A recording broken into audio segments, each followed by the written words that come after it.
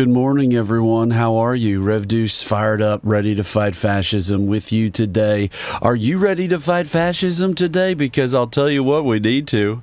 I'll tell you what, they're coming for us. They're coming for all of us. You know what I mean? I want to show you a video that I made a little while back. And I want to be sure that I know what's going on with our friends in our Public Enlightenment Substack. But so welcome in, everybody. How are you? Who's here? Who's here first? I love you so much. Welcome into the space. You're a beautiful being of light. Who's in here? Who are you, you cheeky bugger who's watching me? Huh? Who are you? Because where did I post this thing? I want to know where it is, but I'm not going to be able to find it in time. So I'm just going to keep on going. I'm going to keep on keeping on, as they say. You know, they do say that.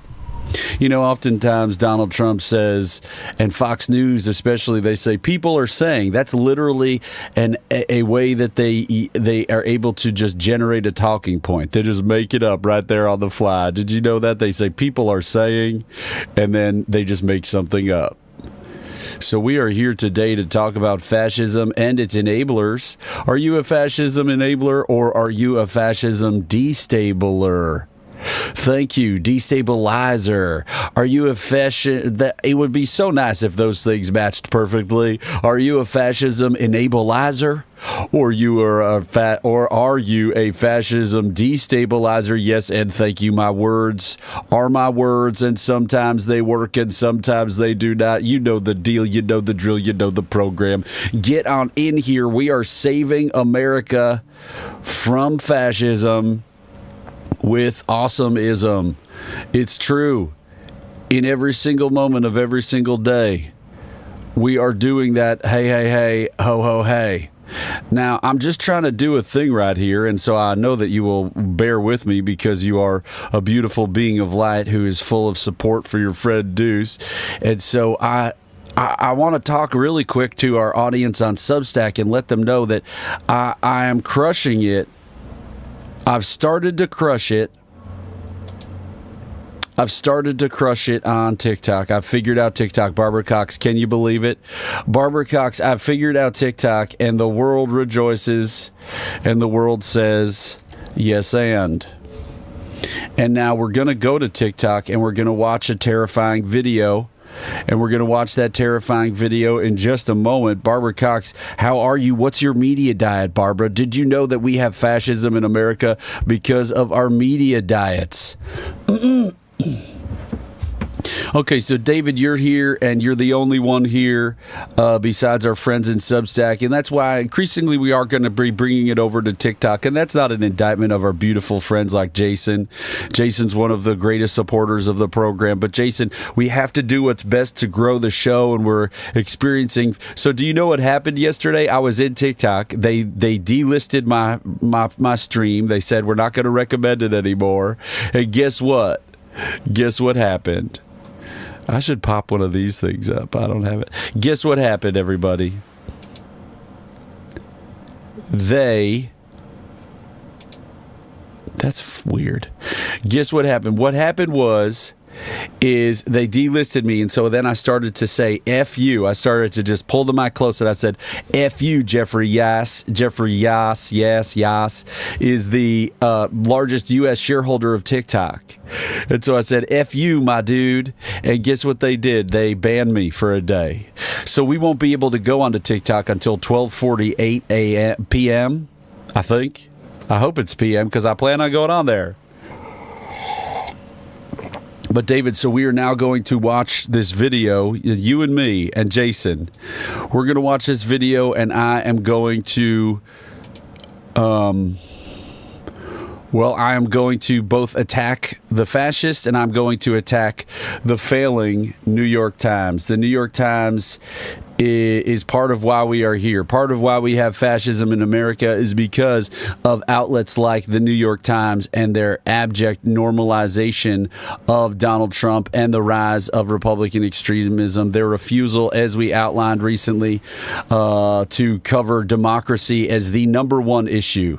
Democracy is the number one issue for people living in a democracy. Democracy is the number one issue for journalism and its success. Good morning, Madison. I'm working on an incredible video, you guys. It will blow your minds and it will make you so proud of me. I tried to edit the rap that we did the other day, and I realized I didn't want to be sending that message out into the public. But so let's watch this video right now. It is totally and absolutely needed video. It is great reporting. For some reason, it's in the opinion section. Now, if the New York Times asked an oncology expert in an article in the science section about cancer, they would not call it opinion, right?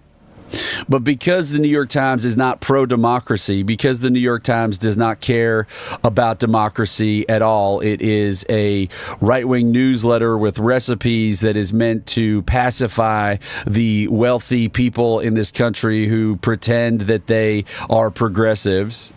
Yes, and I'm sorry if that is anybody in the audience who loves the New York Times, but stick with me for my indictment of the New York Times, and then we can talk about it. You can call into the program. You can type into the chat. You know, the Substackers are so very reticent to tap into the chat, and excuse me, a baking powder. Do not look at the screen. Crap. Damn it. Do not look at the screen. Excuse me, a baking powder. I'm so sorry. Ignore that. Excuse me, a baking powder. I can't keep messing up like that because that is a violation of the integrity of my friends and loved ones who call into the show, and I greatly apologize. Diane Bryant, we are here to indict the New York Times for their failure to protect America. Journalism is democracy's immune system. These scholars in this New York Times piece that we are about to discuss talk about that reality, about that is what journalism is and how it is needed in times of fascism. But what we are going to discuss is the failure of the New York Times, the bipolar nature. I don't have a better term, and I apologize to people who suffer from bipolar. The bipolar nature of our mainstream media. So let's get into it. I'm a historian of totalitarianism. I look at fascist rhetoric. I've been thinking about the sources of the worst kinds of history for a quarter of a century. Experts say the constitutional crisis is here now. The Trump administration deporting hundreds of men without a trial. A massive purge at the FBI. To make people afraid of speaking out against it. I'm leaving to the University of Toronto because I want to do my work without the fear that I will be punished for my work. The lesson of 1933 is you get out sooner rather than later. I've spent a lot of time in the last decade trying to prepare people if Trump were elected once, let alone twice. And look what happened, is this crazy? I did not flee Trump, but if people are going to leave the United States or leave American universities, there are reasons for that. One thing you can definitely learn from Russians Is that it's essential to set up centers of resistance in places of relative safety. we want to make sure that if there is a political crisis in the U.S., that Americans are organized. We've just gotten started. You haven't even seen anything yet. It's all just kicking off. My colleagues and friends, they were walking around and saying, we have checks and balances, so let's inhale, checks and balances, exhale, checks and balances. And I thought, my God, we're like people on the Titanic, saying our ship can't sink. We've got the best ship, we've got the strongest ship, we've got the biggest ship, our ship can't sink. And what you know as a historian is that there is no such thing as a ship that can't sink. The golden age of America has only just begun. America has long had an exceptionalist narrative. Fascism can happen elsewhere, but not here. But talking about American exceptionalism is basically a way to get people to fall into line. If you think that there's this thing out there called America and it's exceptional, that means that you don't have to do anything. Whatever is happening, it must be freedom. And so then what your definition of freedom is gets narrowed and narrowed and narrowed and narrowed. As soon as you're using the word freedom, what you're talking about is authoritarian. Toni Morrison warned us. The descent into a final stage, not a jump, is one step, and then another, and then another. We are seeing those steps accelerate right now. There are some words, in Russian in particular, that I feel help us to understand what's happening in the United States, because we now have those phenomena. Vol. It's the idea that the powers that be can do anything they want to you, and you have no recourse. This not knowing who is next creates a state of paralysis in society. Top student whose visa was removed because she co-authored an article in the top student newspaper. I thought, what would I do if guys in masks tried to grab my student? Would I scream? Would I run away? Would I try to pull the mask off? Would I try to videotape the scene? Would I try to pull the guys off of her? Maybe I would get scared and run away. The truth is, I don't know. Not knowing terrified me. It's a deliberate act of terror. It's not necessary. It's just being done to create a spirit of us and them. Продажность. It's a word in Russian for corruption, but it's larger than corruption. It refers to a kind of existential state in which not only everything but everyone can be bought or sold. Critics are calling this a quid pro quo deal between Adams and President Trump. Buying and owning us. There's an expression in Polish. I found myself at the very bottom, and then I heard knocking from below. In Russian, that gets abbreviated to there is no bottom. We cannot allow a handful of communist radical left judges to obstruct the enforcement of our laws. What starts to matter is not what is concealed, but what has been normalized. There's no limit to the depravity. President Trump did not rule out the possibility of a third term. And the sadism. The White House released this video titled ASMR, Illegal Alien Deportation Flight. And the cruelty that we are watching now play out in real time. This facility is one of the tools in our toolkit that we will use.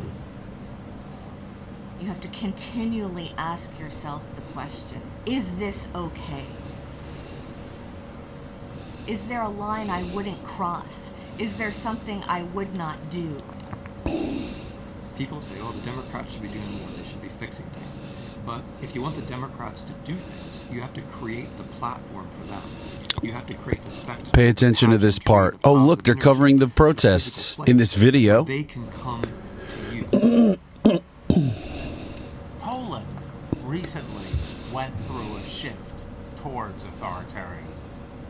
Unlike in Russia, unlike in Hungary, the media remained a place in Poland where you could criticize the regime. And as a result, democracy returned.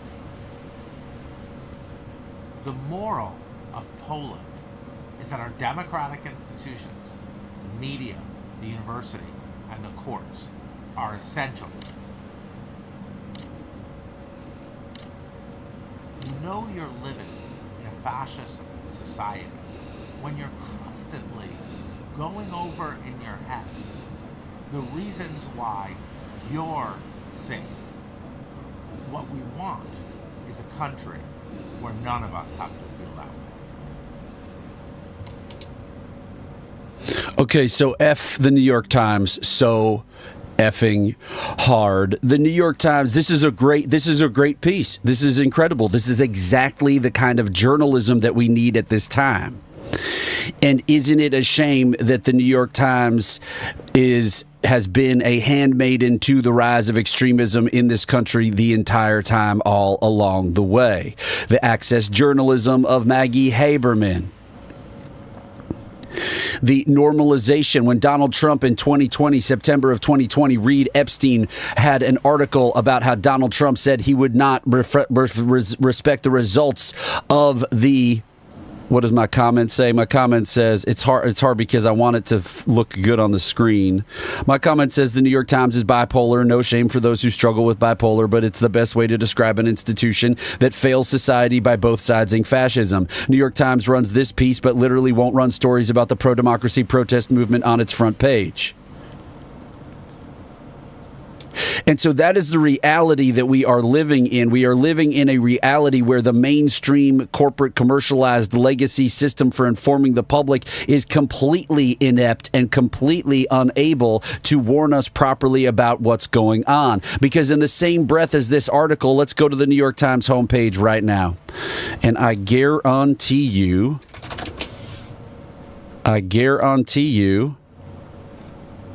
that we will have fascism enabling headlines and reportage. So, okay, fine. Can Trump really end birthright citizenship? Another frame for this that would be more pro-democracy would be it is unconstitutional for Trump to end birthright citizenship, and then do your whole story, do your whole video. Supreme Court could limit judges' power to block policy across the U.S. How could we rewrite that one? The road to Trump's embrace of white South Africans. How could we write that one to be more realistic? The road to Trump's embrace of white people and exclusion of all people of color. If the New York Times had cared about issues like this in a way where they understood the threats that they are to democracy, they could have covered the rise of the Christian right and its segregationist roots with the prominence and frequency for people to understand that Christian nationalist billionaires are the ones calling the shots, that Russ Vought, the architect of Project 2025 at the Heritage Foundation founded by Christian nationalists in league with moral majority and fossil fuel billionaires in the 1970s. They could be telling us about that every single day because that is the most important thing for the public to learn and understand. Because if you're reporting in the public interest and your job and your goal is public understanding, you tell the public what they need to know. Journalism is democracy's immune system. You tell the people about the threats to them so that they can take action to prevent that. In this video that we just saw from the New York Times, they talk about how they have these experts say in something that they label opinion. If you were learning about, again, I'm going to go back to this point. If you were learning about cancer in the science section, they would not call it opinion. But if you are learning from experts in fascism and history about what's happening because they want to appeal to as many readers as possible, because they want to have as many eyes for their advertisements as possible, and because the CEO, the editor-in-chief, Joe Kahn, has said in the last year plus that democracy is just one issue, is not the major issue.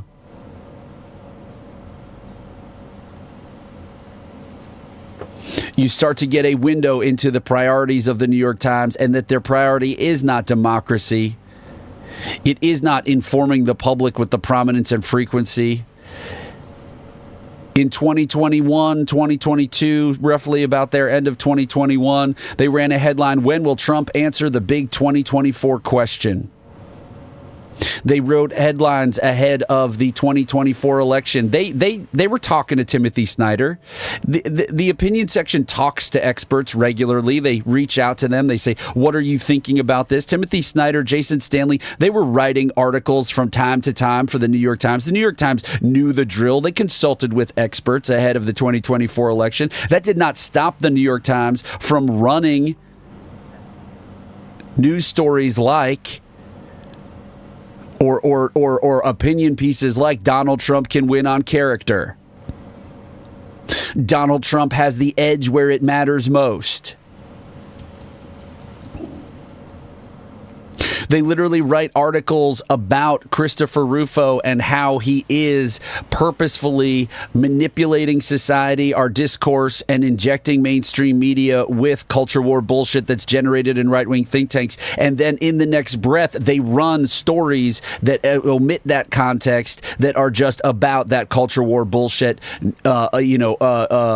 psychological armament that has been created to manipulate our society.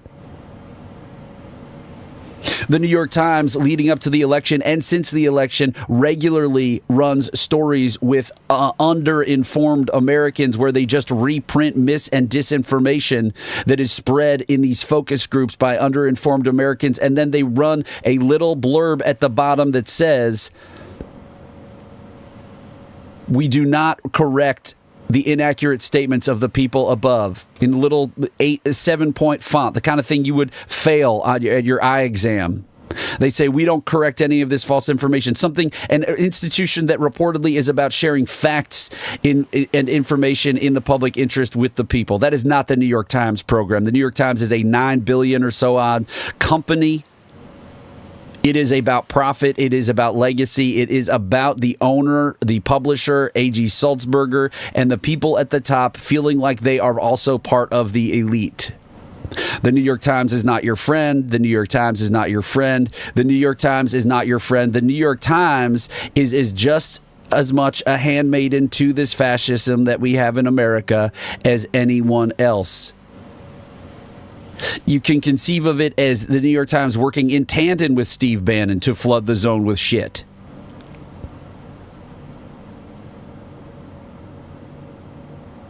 How does anyone feel about this? Have you all left in the Substack? Who's here? I want to talk to you. I so very much do. I want you to talk about what you're feeling about this. I want you to talk about all of those things. Oh, that's my personal email. But so when the New York Times writes this part, especially Joe Kahn, the editor, is continually ask yourself is this okay? Hey, Jason. Is there a line I wouldn't cross? Is there something pageantry, the positive energy? Here we go. To do things, you have to create the platform for them. You have to create the spectacle, the pageantry, the positive energy, the physical place where they can come to you. Poland recently went through a shift towards authoritarianism. Unlike in Russia. By the way, Jason Stanley, this guy right here, I've seen him speak in person before at the Howard Center for Journalism and Democracy. I've seen him speak at their Democracy Summit, and I would just so very much love to to hear his parents. His voice is so funny to me. His voice is so funny to me. And I know that both of his parents have to have next level, I feel like they're New York City accents. Unlike in Hungary. Unlike. A place in Poland where you could criticize the regime. And as a result, democracy returned. The moral of Poland is that our democratic institutions, the media, the university, and the courts are essential. Literally that part right there, I need to express to you that part right there. The New York Times, who has had everything to do with ushering us into this fascism just as much as the right-wing propaganda and disinformation complex.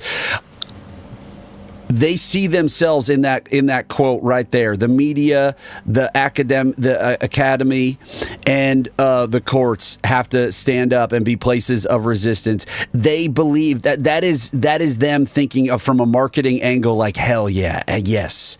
The people who are watching this, hell yeah. Yes, the wealthy white people who read our newspaper and who subscribe, yes, hell yeah.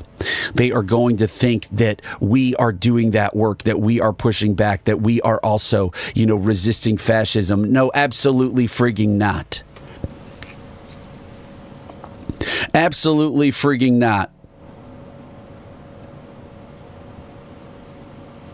Because let me show you this.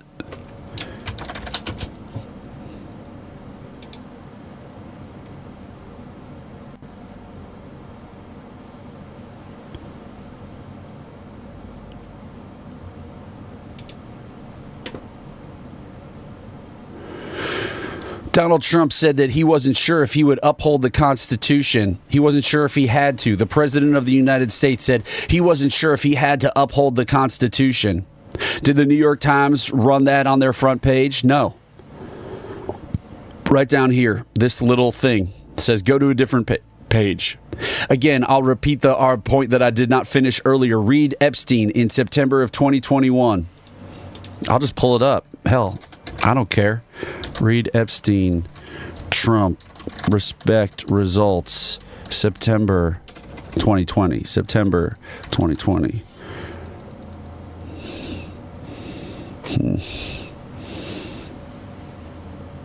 Here we go, right here.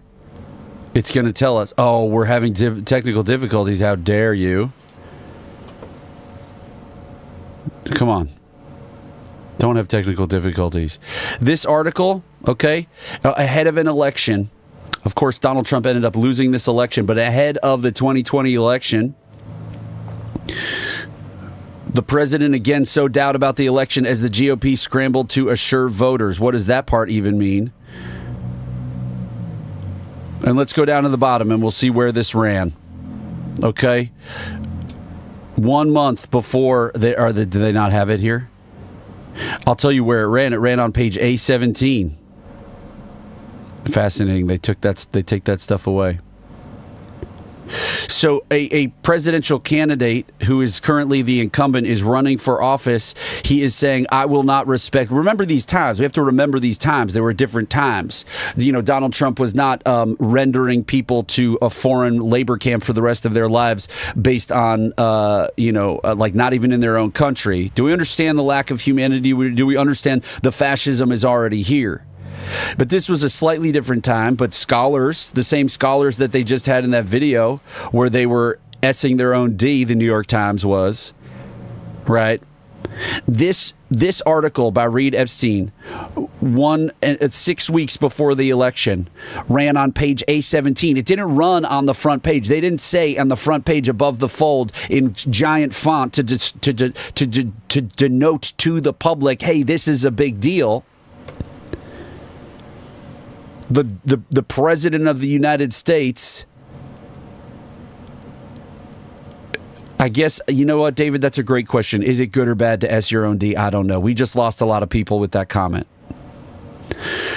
The president of the United States was saying at the time, I will not decline for a second day, it says in this subhead, to commit to a peaceful transfer of power if he lost the election. They didn't run that on the front page of their paper.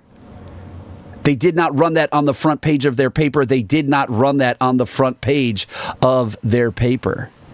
Okay? So in as much as this episode started with this incredible piece by the New York Times that they insanely couch as opinion,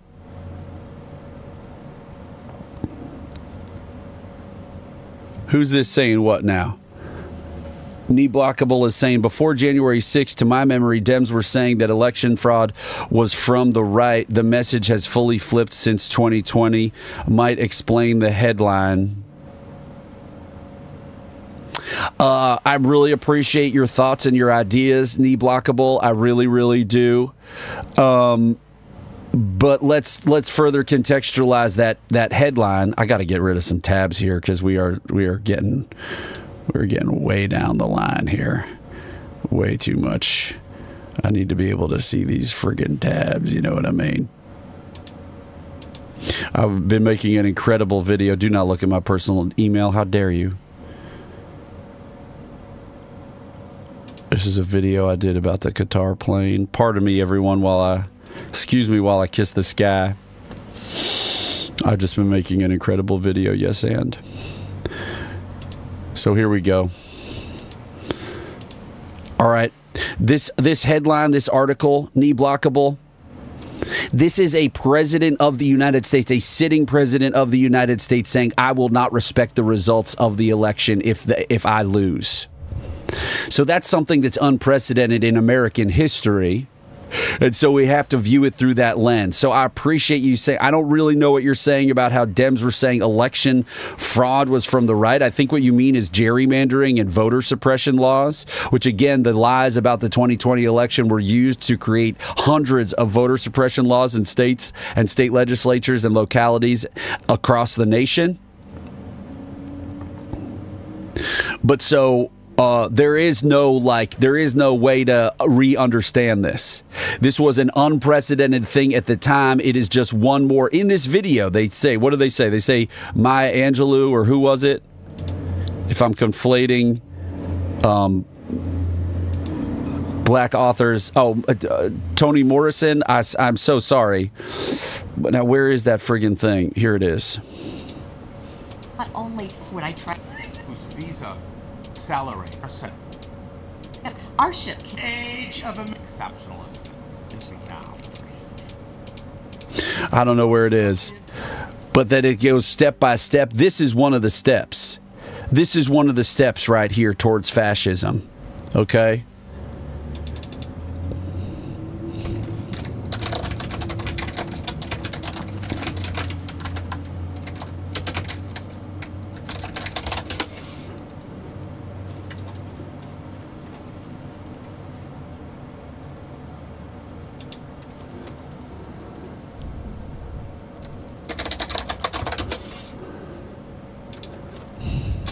Look at this.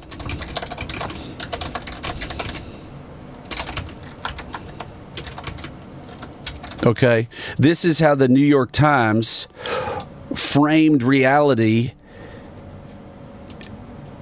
in 2021. Okay, this is how the New York Times framed reality in 2021 after Donald Trump attempted a coup. When will Trump answer the big 2024 question? Donald Trump was an enemy of democracy, someone who lied about elections for at least a year at that point, who had called the press the enemy of the people for, 7 years at that point. Okay? And then this is how the New York Times is treating Donald Trump in September of 2021. Okay, so the abject normalization of extremism is something that our mainstream media has been doing the entire time. I will remind people that on January 6th, media reporter Max Tanney reported out on Twitter that he was in contact with CBS News, with the Washington Post, with all of our major legacy news organizations, and he was getting understanding from them about what they were saying to their reporters about how to report on January 6th. The rules for their reporters, whether they be live in the field or filing something quickly that wasn't going to be seen by the top echelons of the editors and people who make the narrative at these places, was do not call it a coup. We do not need to use such intense language. It was a coup, and then therefore over the years it has allowed the right to use its manipulation information ecosystem to undermine the reality that it was a coup attempt. And now the fascist president of the United States has released the people who attempted the coup. He's taking pictures with the people who attempted the coup, inviting them to Mar-a-Lago. Enrique Tarrio was recently photographed at Mar-a-Lago with Donald Trump after being released after he tried to overthrow the United States government. This is one of those steps towards fascism right here. Meanwhile, the New York Times is essing its own D in a bad way, I guess, with this piece that is incredible and should be shared. But you are the superheroes. You are the people who have the further context about what is happening here with our media and information ecosystem. I'm going to show you a video that I made.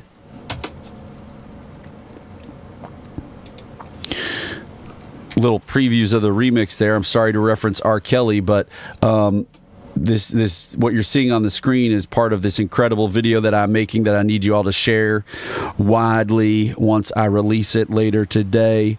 I am going to look up Media and Democracy Project. Now stick with me for this video, okay? We're going to watch. The New York Times is no better than any of our mainstream media when it comes to this normalization of extremism. By the way, you can go here. You can watch me doing the information war report with my pal Milo. Videos. This is so zoomed in. It's ridiculous. Do a little tribute to Bob McChesney there. Okay, I made this video. What is this video? Huh. Well, I made this video. Okay, watch this video with me, will you? Former President Trump's first 100 days out of office have been far from conventional. While his predecessors usually disengage from politics, Donald Trump has been weighing a... So just so we know, this is 3 months after Donald Trump attempted a deadly coup at the Capitol of the United States. Okay? Watch this. This is a great video that I made.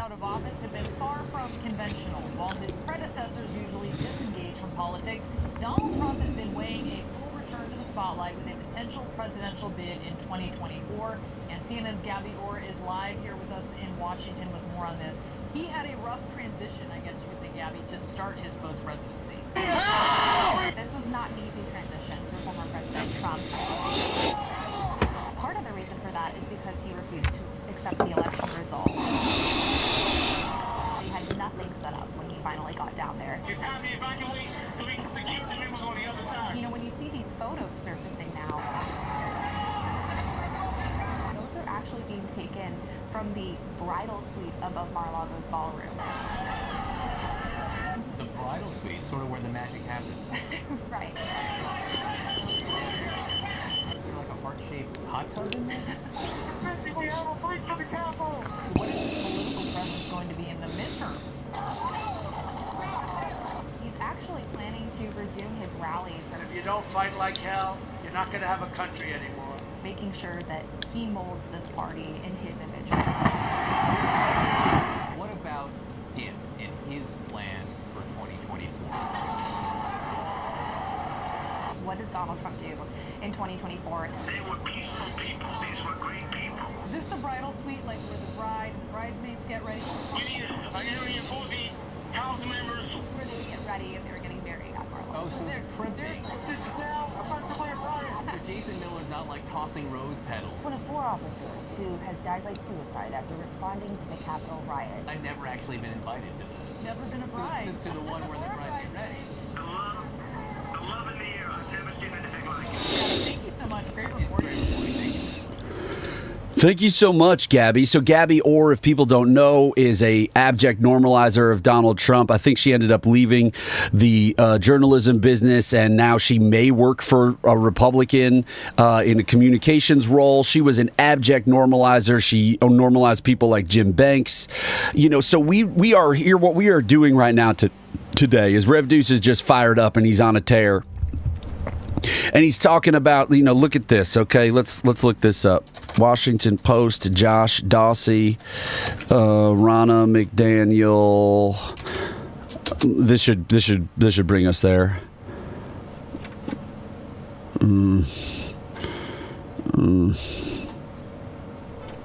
Come on, guys. The DuckDuckGo is not great. You should get your stuff searched by the people because DuckDuckGo does not do a great job. Increasingly, I'm going to be starting to use ChatGPT. I know people don't like to hear that, but if you know what you're looking for and you are not someone... Oh, come on, guys.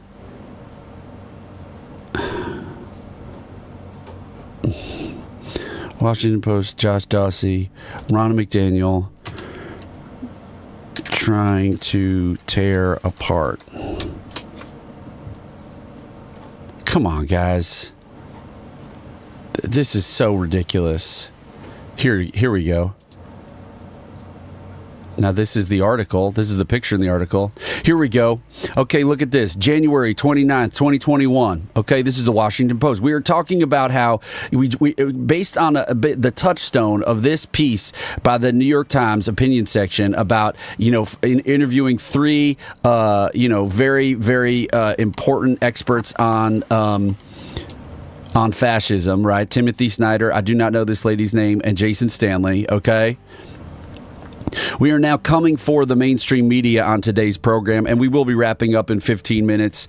And Rev Deuce will be going on to TikTok after 12:48 p.m. because he was banned yesterday after he started cursing. He was banned for bullying and harassment after he started speaking into the microphone and cursing out no one in the live, no one on TikTok, the owner, the largest shareholder of TikTok in America, Jeffrey Yasin, calling him out.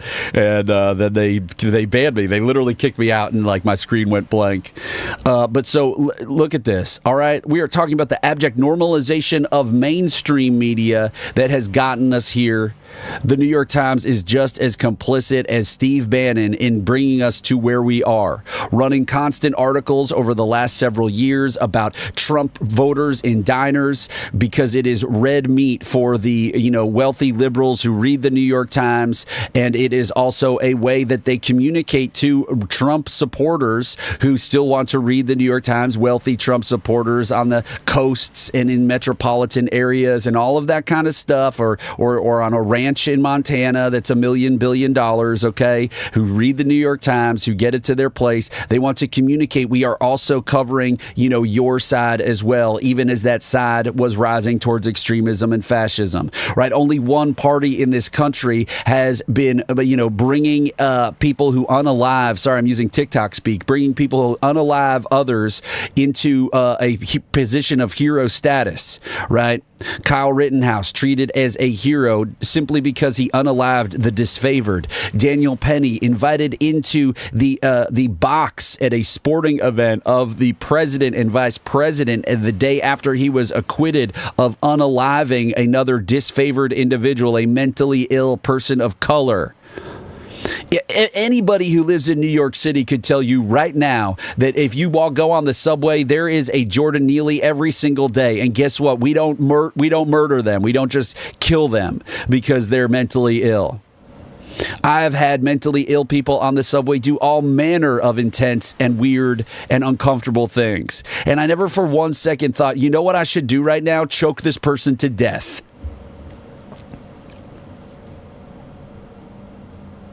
Jordan Neely was murdered for the crime of having a mental breakdown in a public space. Yes, he was saying violent things. Absolutely. That is not a reason in America or anywhere. This is not the Wild West unless you want it to be. And that is what the Republican GOP MAGA leadership wants it to be. They want to foment violence. They want to enable stochastic terrorism. They want to take down trust in institutions and each other so that they can prepare the way for the further fascism that is coming. And so what are we all going to do in the face of that? We are all fact warriors here. We are all fighting for reality, for democracy, for peace. Because the fascists leading the MAGA movement are fighting for unrest. They cannot wait until there is violence in the streets so that they can bring in the military. The DOD has replaced the Joint Chiefs of Staff with someone who will sign off on violence against American citizens, who will be labeled radical leftist communist extremists, as they already have been primed and labeled and tenderized for the MAGA masses to support violence against their own fellow citizens. If you don't believe it, well, guess what? They are already shipping people who committed no other crime than entering the country illegally to foreign labor camps for the rest of their lives without due process. So it is all very real, and today we have so much anger, we have so much frustration, we have so much resentment, and we have a message for anyone who believes that mainstream legacy media institutions are going to save the day. Yes, we must cheer anytime they do what they've done, the thing that is on the screen. It is an incredible piece, but out of the other side of their mouth, they are carrying right-wing talking points. They are interviewing Christopher Rufo and making him look like a hero. They are interviewing Ronna McDaniel.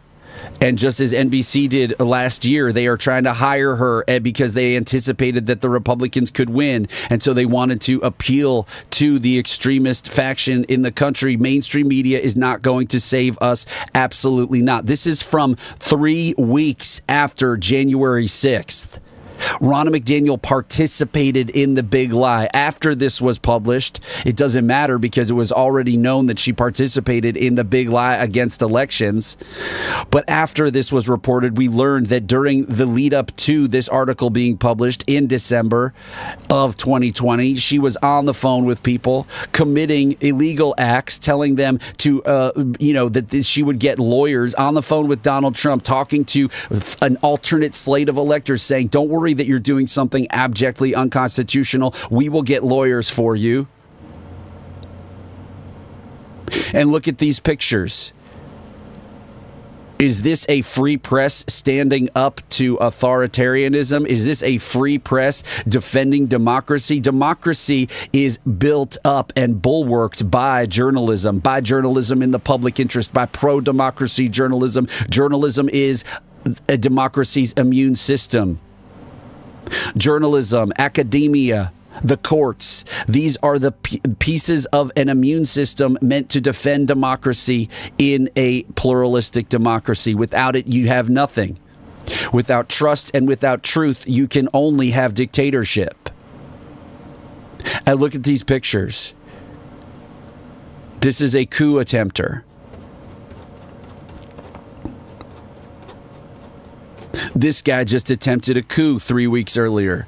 Smiles all around.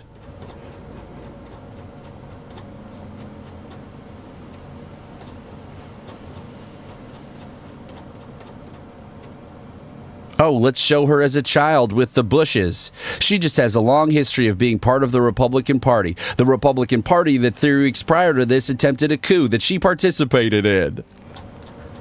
But here she is as a cute little girl, because that's the focus. That's what the focus should be in America.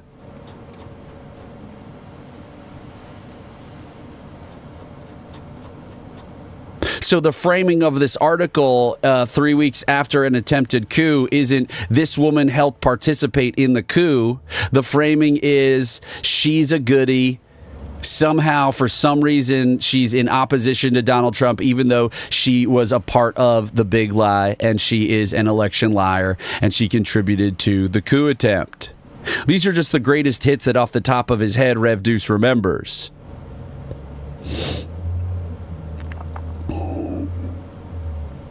And if you want to go in the Wayback Machine, you can go to the Media and Democracy Project blog. You can go... Am I going behind the scenes? You can go to the articles that I was writing for them in 2024 in the lead up to the election. And you can go back and you can see what was happening. Newsrooms must become partisans for democracy. National news desks need to forcefully denounce fascist lies while standing up for democratic values. Well, guess what? They didn't. The American news media, oh, Bonnie wrote this, okay? People are so fed up with the New York Times sane-washing of Trump, they are protesting and pleading with employees on 8th Avenue. Well, do we got this hot shot of your old pal Rev Deuce here? Let's see if we got this hot shot. Why won't it load? Oh, it is loading.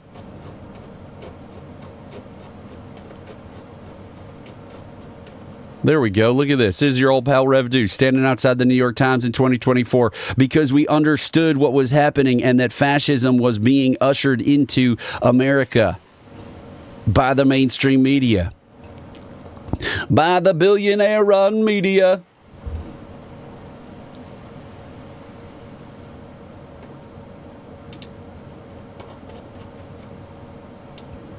Does anyone have anything to say about this at all? Or are you watching captivated by your old pal Rev Deuce?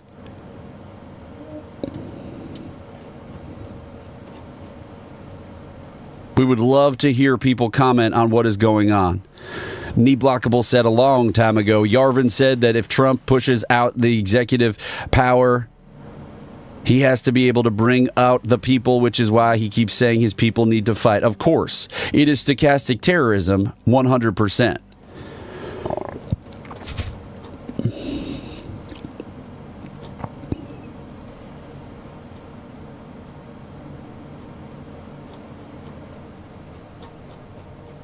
This is, okay, this is no longer the feed. Gosh darn it. Anyway, the point stands, and we've been doing this work at the Media and Democracy Project for a very long time.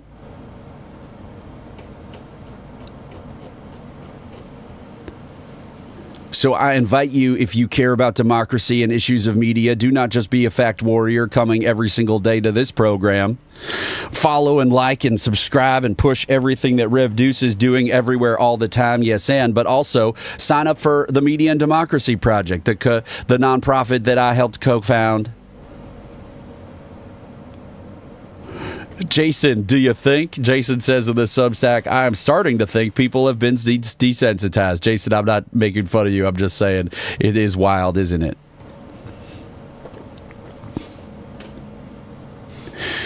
People have become desensitized because we are amusing ourselves to death. People have become desensitized because we stopped caring about each other's media diets.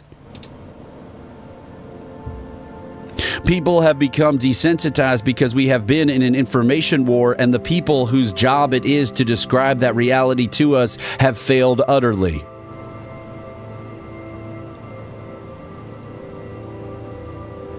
David says, thoughts on philosophy. David, that is perhaps the most open-ended question that's ever been asked of me at any time in my life.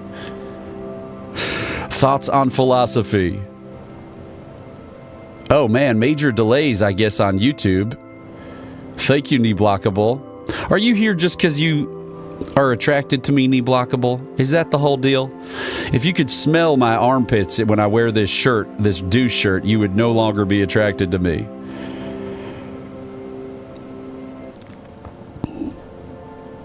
We have fascism in America because instead of worshiping at the altar of facts, we have worshipped at the altar of the manosphere, of the easy entertainments, of the mainstream media, of the CBS nightly news, of the CNNs. We have not been able to understand where we can turn to get fact-based information in the public interest. Where is the reportage in the public interest? Well, guess what? Your old pal Rev Deuce can help you find it.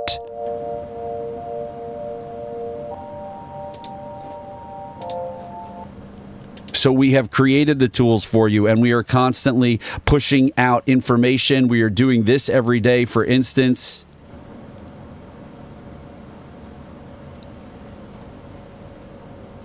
But so we have the tools here, and this is a silly story from Teen Vogue. It's not silly, someone passed away, but what we are saying is that we have the tools. Fact checkers, diverse opinion, historians, legal experts, the news, media critics, political science, and disinfo experts. Go to Blue Sky, go to our profile. I do not care if you follow even or not. I mean, I do repost stuff that's good. But I'm telling you about a tool I have because people do not know where to find healthy information.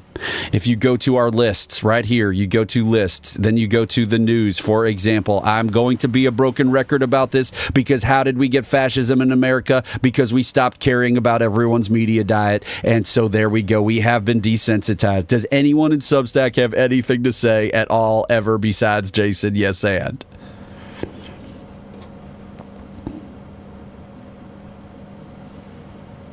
Public Citizen is still writing about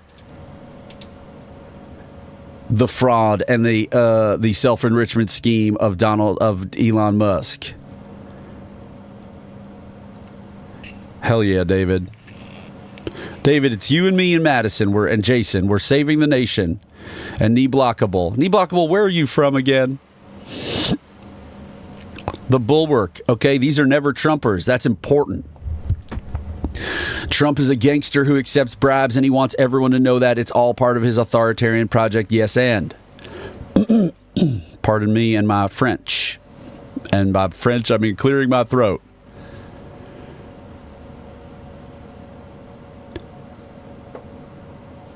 Your 6-year-old son made you breakfast? I hope it's very good. Zach Keeshan, what do you have to say? Kendra DePaula, what do you have to say? Paul Smith, what do you have to say? Have I insulted you because maybe you are a New York Times reader and fan? Or are you on board with everything that I'm saying? Do you understand that at all times we must be fact warriors in the face of fascism? that we are here in this place where Donald Trump is destroying rights, is sending people to prisons for life who have no criminal record. He was supposed to go after the biggest criminals first, the violent criminals. But instead, he's going after people who are writing op-eds in their student newspaper. Do we understand that we already have fascism in America? We already have authoritarianism in America. What is your media diet? Is it information tight or is it information light, putting you to sleep?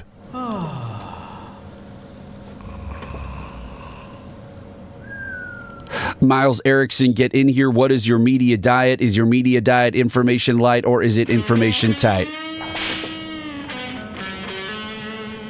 Miles, do you understand that Steve Bannon and the other apparatchiks of the Christian nationalist billionaires and the techno-fascist billionaires are purposefully destroying our trust in institutions and each other?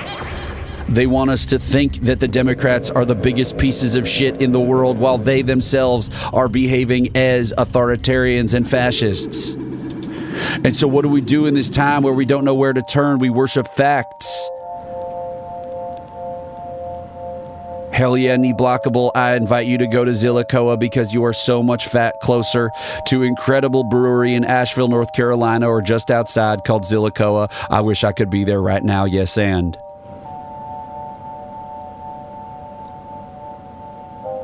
So what is everyone in the audience doing to fight fascism? Let's fight fascism right now.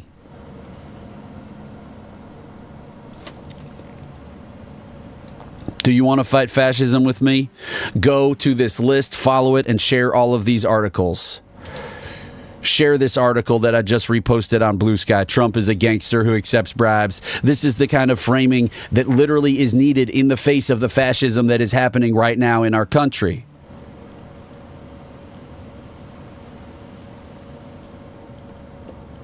Push back on the propaganda. Migrant drug seizures by Border Patrol are incredibly rare. We know that, I can't say this word, I get blocked on TikTok. We know that fentanyl comes across the border in the cars at actual checkpoints of American citizens at a rate far higher. It is the majority of all of it. Migrant drug seizures by Border Patrol are incredibly rare, data shows. This is incredible. Rev Deuce needs to remember that this is something that exists so that he can do a video about it, because this is the kind of video that Rev Deuce wants to do. Rev Deuce is strident today. That is correct. No one said that. I'm just saying it. We are dropping this here in this giant list, and you are seeing how the sausage is made.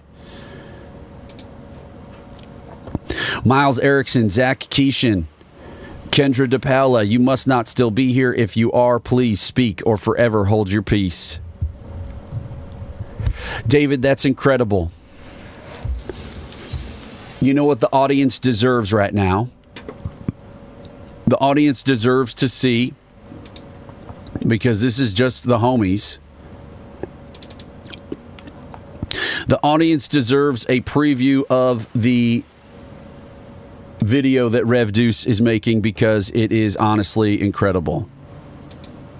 And Rev Deuce is so proud of this video. So give Rev Deuce 1 second, everybody. He's going to make something happen here. Randy, welcome in. I'm about to preview an incredible...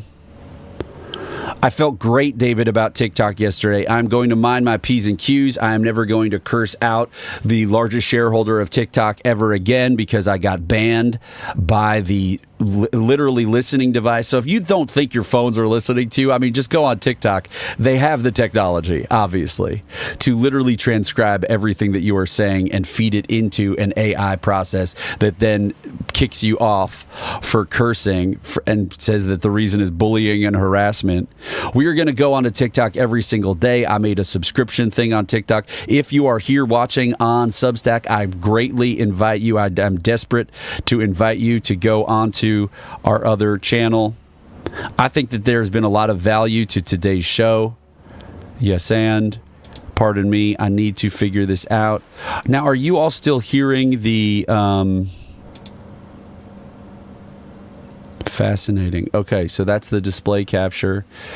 So, okay, and then we'll close that. All right, are you guys ready for this video? It's awesome.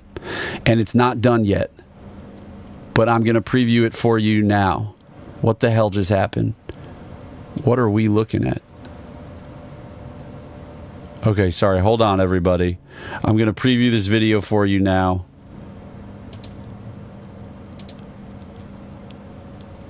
And here we go.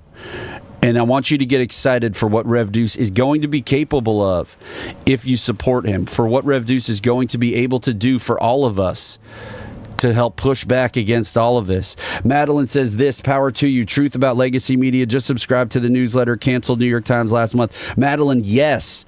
Way to go, Madeline. Now, what will you do with those subscription dollars? What we talk about at the Media and Democracy Project at all times is that you should support local journalism, because local journalism is trusted more than any other kind. In this time where people don't trust anything, local journalism is trusted more.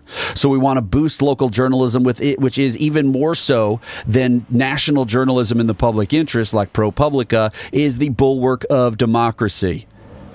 Where local journalism is strong, more people vote. Where local journalism is strong, there is more attention paid to constituents by elected officials. Where local journalism is strong, it has been shown and proven in studies that for every dollar spent on investigative journalism, the public, the taxpayer, receives back hundreds of dollars per every dollar invested, because that is the real exposure of fraud, waste, and abuse. Now look at this video that Rev Deuce is making. No, Madison, I was actually kicked off. Here's this video. How do I play it? What do we do? Here we go. Check this out, everybody. We are here to worship facts and reject the lies that are meant to divide us, and that division keeps us from joy. And so since we are the secular mega church of joy, we are all about pushing back against the hate and lies and manipulation and division that is being created for us by the global authoritarians and oligarchs who want to divide us. I was so proud of this. How does fascism come to America? It comes to America when we no longer care about information. Fascism is the result of propaganda. We are waging a 21st century information warfare campaign against the left. It's like grassroots guerrilla warfare. Someone says something on social media, Musk retweets it.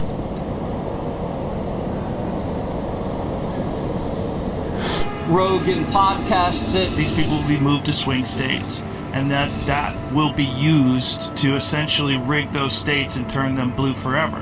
Fox broadcasts it. They want illegals to steal election shots. And by the time it reaches everybody, millions of people have seen it. Propaganda is effective in converting people from regular citizens in a pluralistic democracy into fascism worshipers, and so we must be fact worshipers at this time. The world is being destroyed by dickheads who are able to control. Okay, that's about where the edit ends, because I was up till like 2:30. I couldn't stop.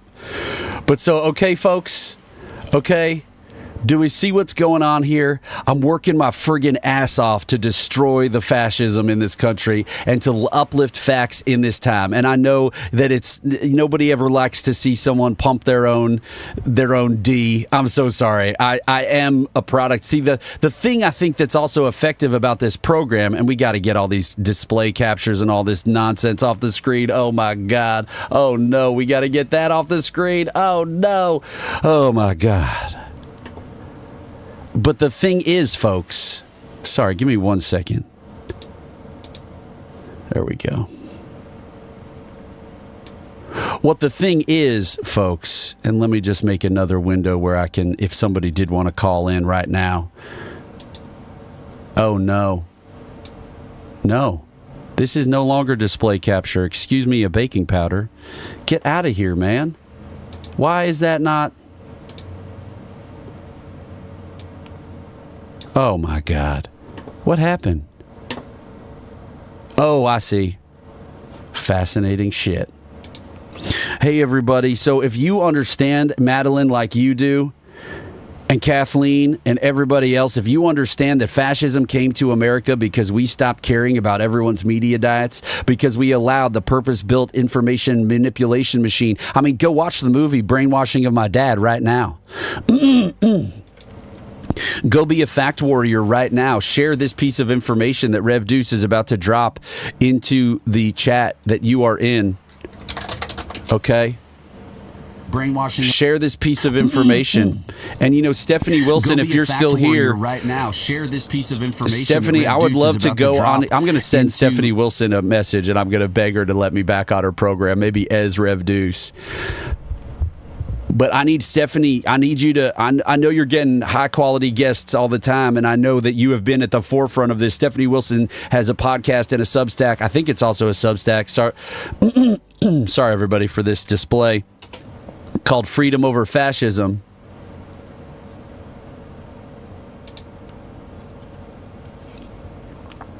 And we need to be fact warriors at this time. The only way out of this, besides violence, everybody, and I'm not saying that we want to be violent, I'm saying that the conditions are being set for the MAGA movement to be violent against all of the rest of America, because all of the rest of America is the trade unionist, is the communist, is the queer person, is the immigrant, is the Jew, is the Roman, or to use a slur, and I apologize, gypsy. Right? We are there. We are there. The conditions are being set. They are cheering for people to be sent to prison camps. Guess what? Auschwitz, it's not in Germany. Sikot is not in America. That does not change that it is the first step on the slippery slope. We're about to fall off the cliff. And each step along the way where we accept the suspension of habeas corpus, where we accept the disappearance, the abducting of people because they wrote an op-ed in their student newspaper. Give me a hell yeah, give me a yes and in any of the chats if you're listening and you understand and you agree and you know that the only way out of this is to be a fact warrior. The only way out of this is to be a fact warrior.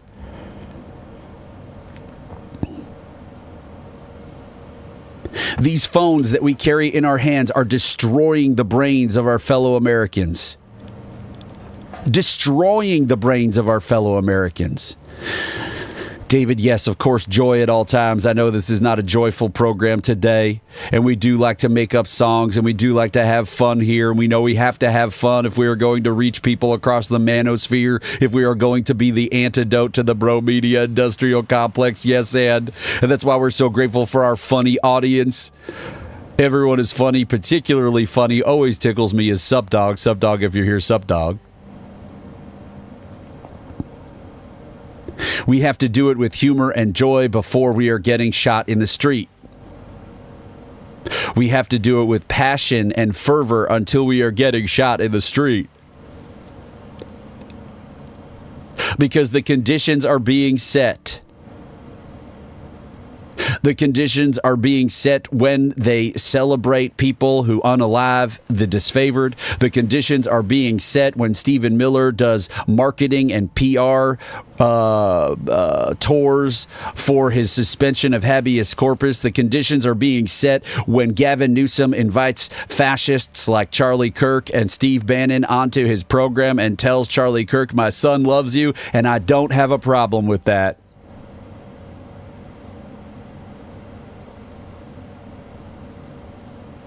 And so I know you know that more people need to be seeing this show. And I know you know that if we had 100,000 people watching this show, we'd be really on our way to something. And so that's why I'm working my ass off to make that video that you saw, because that video is good and entertaining and scary and all the things that it needs to be. And so once I publish it, I need you to help me. Jay Lapidus, what's your media diet? Call into the program right now. We want to talk to you. Fascism is here in America because we stopped caring about the integrity of our information ecosystem, if we ever did in the first place. People do not understand what is real. People do not understand what is news. People do not understand what is journalism. People do not understand that a democracy is sustained by trust in institutions. And people hate those institutions currently because they have been told to hate those institutions. Charlie Kirk is touring the nation telling kids that college is a place that destroys their minds, as he destroys their minds himself. Steve Bannon is touring the country and touring the podcasts of Democratic governors, telling people that Donald Trump is going to run for a third term. On behalf of Christian nationalist billionaires who want to create a theocracy in this country. No joke, that is the real conspiracy. The architects of theocracy are in Donald Trump's administration right now. The architects of fascism are in Donald Trump's administration right now, drawing up the plans, doing everything they can, destroying our country with young little Nazi children in Dodgy. It is all happening, and I am sorry to be so scary today on the program. Yes, and go to our videos on TikTok where we sing songs about the culture war bullshit. It's very fun. Madeline, who is now our major homie in Substack besides Jason, is saying, I remember Watergate being televised for public knowledge. Yes. But at the same time, Madeline, and maybe it wasn't known to the public at that time, but how did they handle? And Madeline, we're so grateful for you and your knowledge and your understanding because you were alive at the time. But so how did they handle his attacks on the press? How did the press handle Barry Goldwater's attacks on them? Handing out buttons in the 1964 presidential campaign to the press saying Eastern Liberal Press. He handed out the buttons. It may have seemed tongue-in-cheek, but it was the beginning of the attack and the myth building of a liberal media bias, which of course there is no such thing.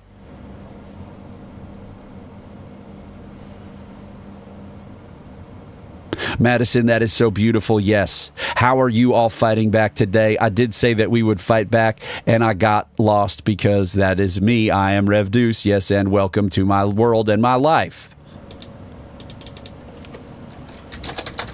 So you can go to publicenlightenment.com. You can go to our Blue Sky and use our lists to get all of the information you need. I'm so sorry about the double audio.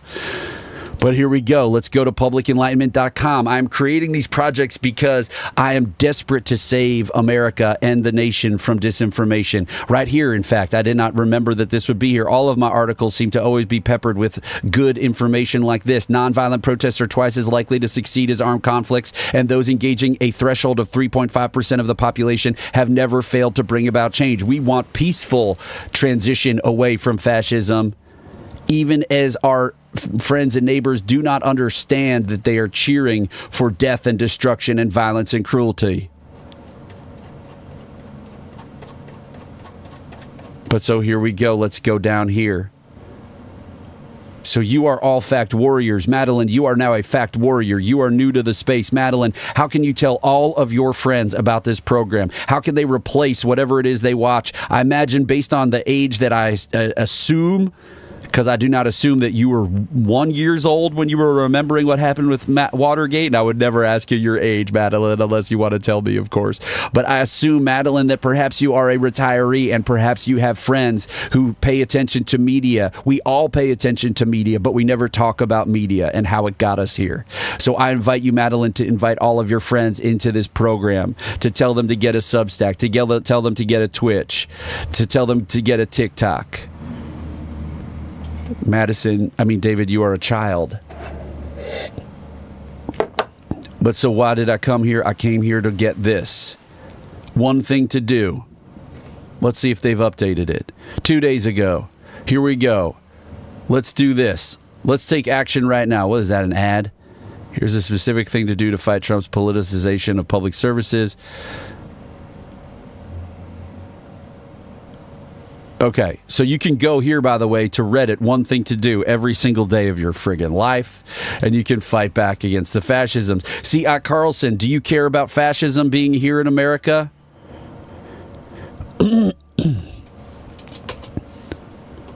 Or no? Care or no? And then I do actually want to stay on because I do want to show people one more thing. Excuse me, I'm so sorry. Oh my God, I'm so sorry. Okay, now look at this. Let's do one of these things right now, all of us. The other day we called our members of Congress. Maybe we should do that again because it's like, holy crap. Zach Witkoff is touring the Middle East on a corruption campaign, and when we go on TikTok, we see that our MAGA friends and loved ones are cheering.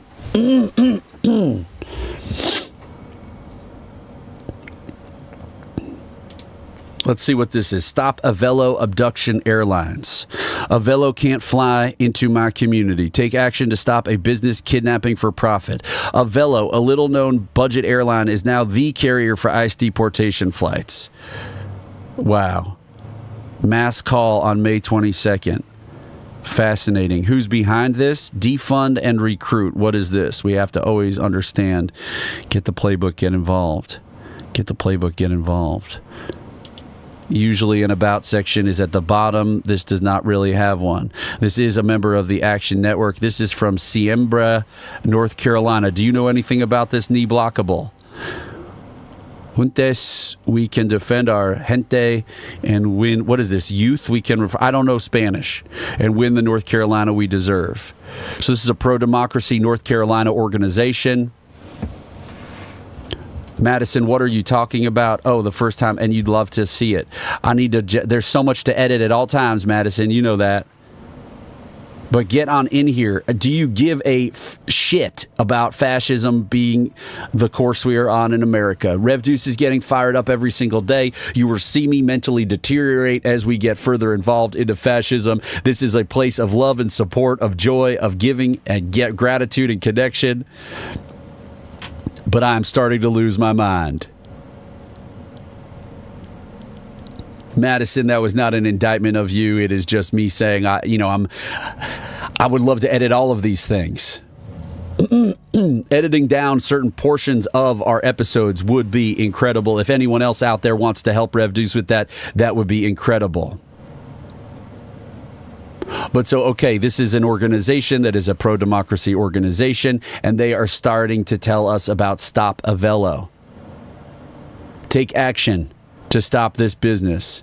Protests are already happening. Join us and take action against Avello. Here's how. Add your name to the pledge. I am going to add my name to the pledge. I am not afraid of the fascists. Oh no, I'm sharing my personal information on the internet. So I'm going to drop this link into the chat, and I want everyone to do this right now. If you are not afraid to stand up to fascists, you add my name of the fascists. Oh no, I'm sharing my personal information on the internet. So I'm going to drop this link. That's interesting. You can hear the hum of my computer that loudly. That pisses me off. Oh man. So your friend Rev Deuce is filling out what you see on the screen right now, and he asks you to fill that out as well. You know what the problem is you're going to get signed up for the Action Network. Damn it. In fact, Rev Deuce tells you to stop doing that right now, because the Action Network they need to figure their shit out, because it becomes such a spam machine. Oh no, it's the summertime and Rev Deuce is starting to sweat in his non-air-conditioned room. So a mass call on May 22nd. That's what I'm going to share instead. And just the thing about Action Network is that once you sign up for any one thing, they then send you a piece of every single activism group's thing.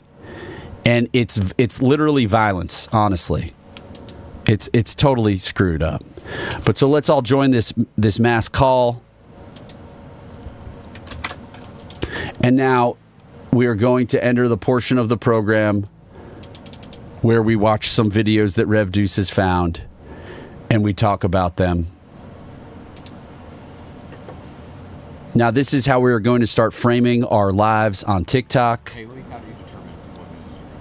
How do you determine what news is real? We are never talking about our information ecosystem. They are not talking about it on TikTok. They are instead screaming at each other.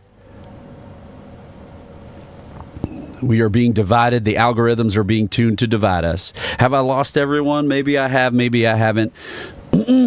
This is a program where these two young people talk to their MAGA parents, and they ask them very calmly about the issues of the day, and the parents continue to be supportive of everything that Donald Trump does, even when they're contradicting themselves in the moment.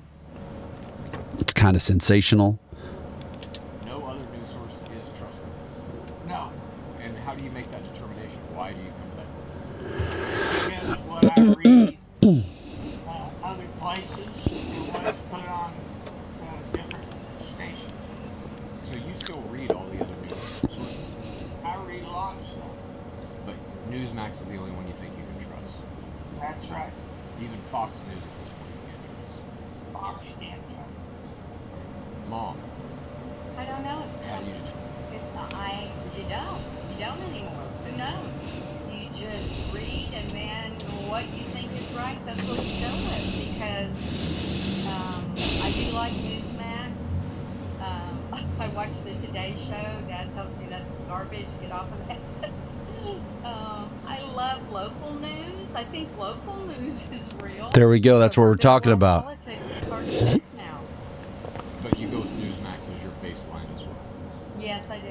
No other news source is trustworthy. You know what? I'm going to reach out to this person right now. I know he has tons of followers. I'm going to write to this person right now. Other places and what. How do you DM someone? Message. Hi. I got to do this. I just saw your clip asking your parents about their media diet. Firstly, the work you are doing is incredible, and thank you for doing it. I am the co-founder of the Media and Democracy Project, a non-profit devoted to creating a better informed electorate. I also started this public enlightenment project out of desperation to entertain people into caring about our information ecosystem, which this is a run-on sentence, which I think you will agree is at the root of all of our problems. I would love the opportunity to discuss our information ecosystem on your program.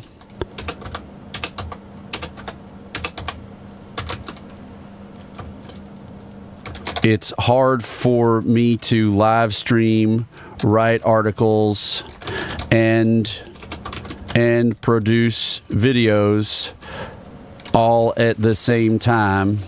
But check out some of my content and let me know what you think. It's an all hands on deck situation to save everyone from manipulation and bring Americans back onto the fact-based stream of information. Thank you.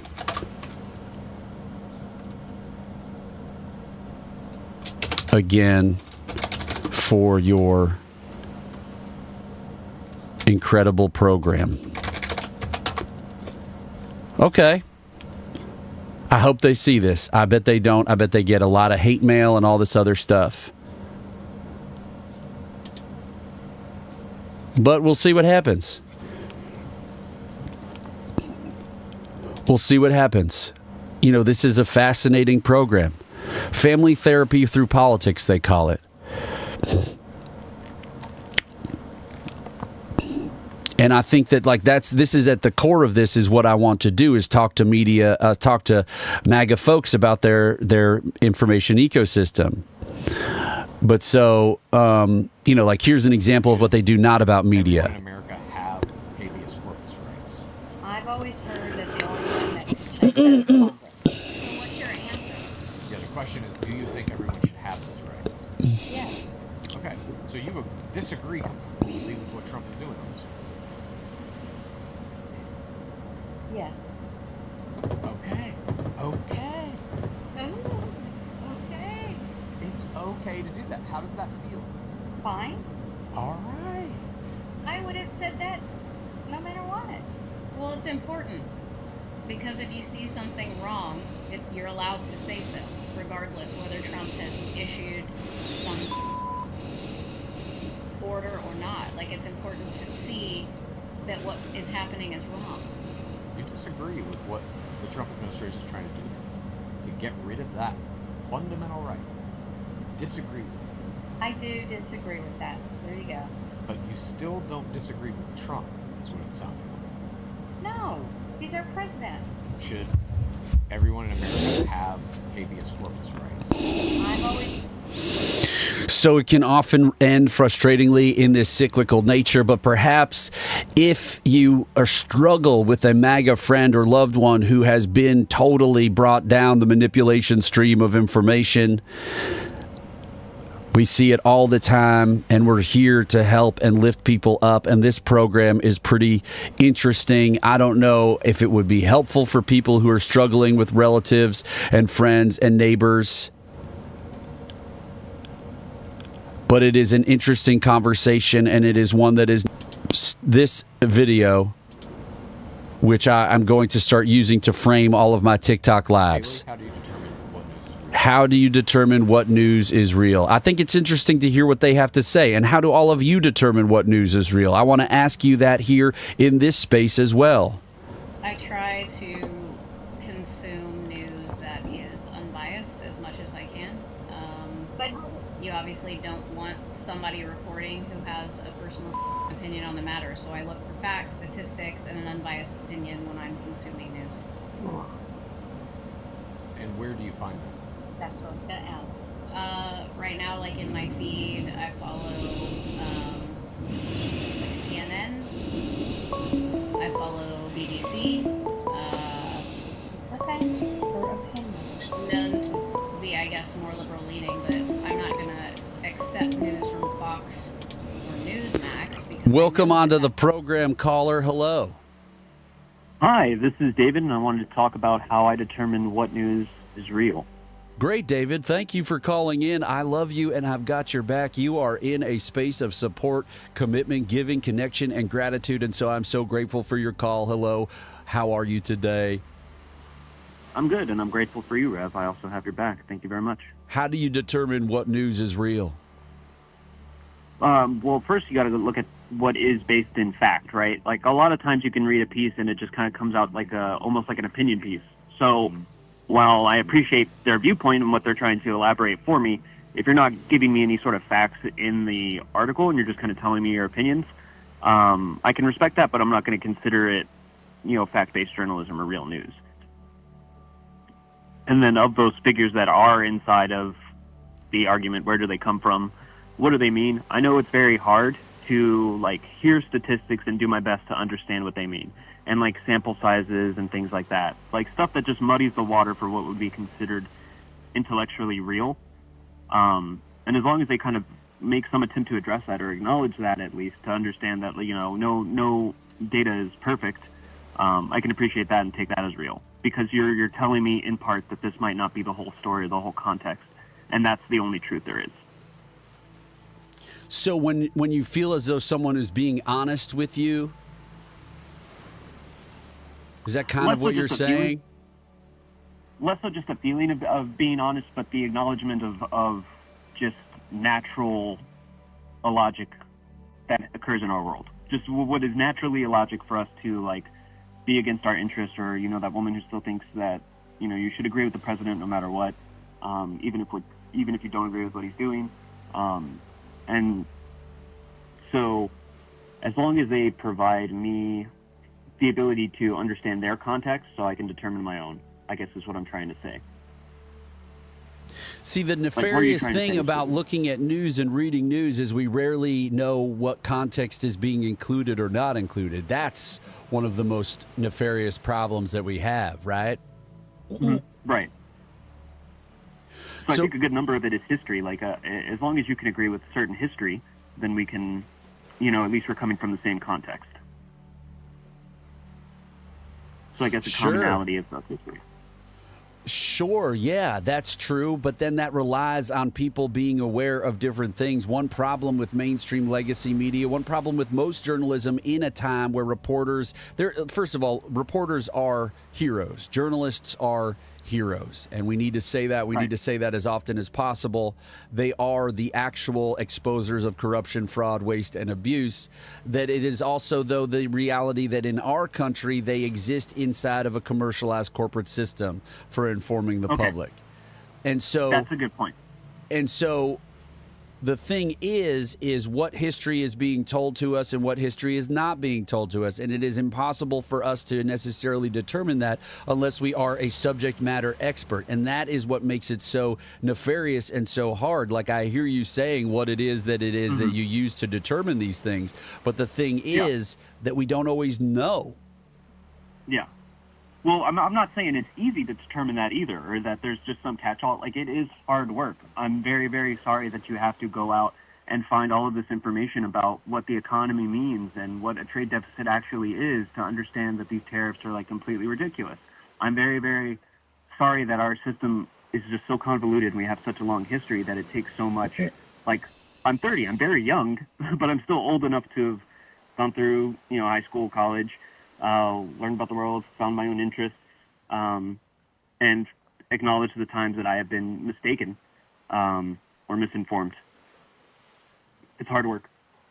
Well, that's the key for all of us. That's the key for every American, is to acknowledge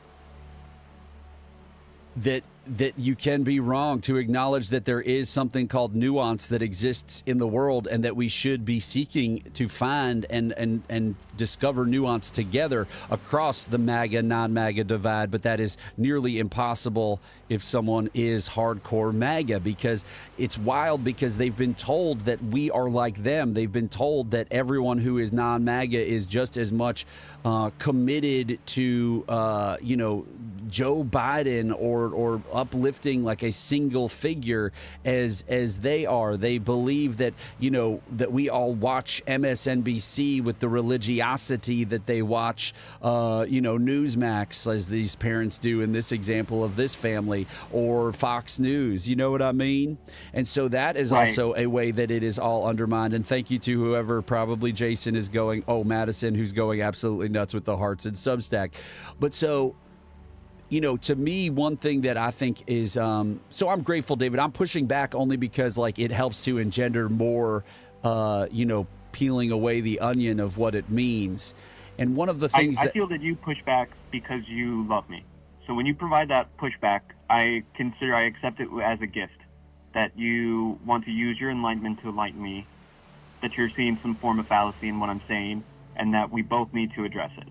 So I'm thankful for that. Yeah, and that's so beautiful. What a beautiful attitude. And if we all had that attitude of gratitude, we would be, able to speak beyond platitude. Sorry, sometimes I just like to try to find a rhyme. We know, Sean knows, Blatant Reset knows, that's not how you do musical improv. You actually don't try to force a rhyme because you want to emphasize clarity and understanding. But sometimes I just don't give a shit. Anyway, so... Yeah, it's fun. It's fun. It's fun. But so, David, one thing that always... So, of course, I'm not trying to, find fallacy, and I'm not finding fallacy in what you're saying, right? When it comes to these issues, this goes back all the way to the beginning of the program, when the New York Times piece, they labeled it opinion, right? They labeled the expert analyses of fascism experts as opinion because they felt they couldn't represent to society that this is expert analyses in a way where they would not have in the science section, they would not label it opinion if they were interviewing the world's top oncologist about a certain type of cancer. Right? They are interviewing fascism experts about brain cancer, mind cancer, as it were, and they have to label it opinion, right? And so all of this stuff is nuanced because we live in a world where, you know, our legacy media, our mainstream media is telling us that we don't have answers when it comes to politics, but we do. We have the precedent of history. We have the precedent of when these things happen, these things happen. There are scholars who talk about how we already have the conditions for civil war based on the conditions historically that arise in countries throughout history. And so one thing that has been in the back of my mind this entire time, and hello, Lulu, we love you. One thing that has been in the back of my mind this entire time is a particular piece of this evidence of how hard it is to understand when a trusted source is giving us context or omitting context, which amounts to propaganda, right? And so my favorite example is an article. It is the smallest thing, and this happens every single day. One phrase I like to talk about is how legacy journalism commits democracy's death by 1,000 cuts. By every single little choice they make to make euphemism in a headline, to create false equivalency between the asymmetric reality of a party given over to extremism and coup attempts versus a traditional flawed party that still believes in democracy, even though that is a flawed version of capitalist democracy. Good morning, Mom Ro. We love you. And so this piece that I'm talking about is this piece. I could try to find it, but, you know, and by the way, never mind. I'm going to not digress. So this piece is this piece being written about at the end of the Afghanistan war. And you may remember this was in August of, gosh, I guess it was in August of 2020. I don't remember when it was, but it was in August. It would have been roughly 2020, 2021. It was Biden's administration, but it was Trump's deal.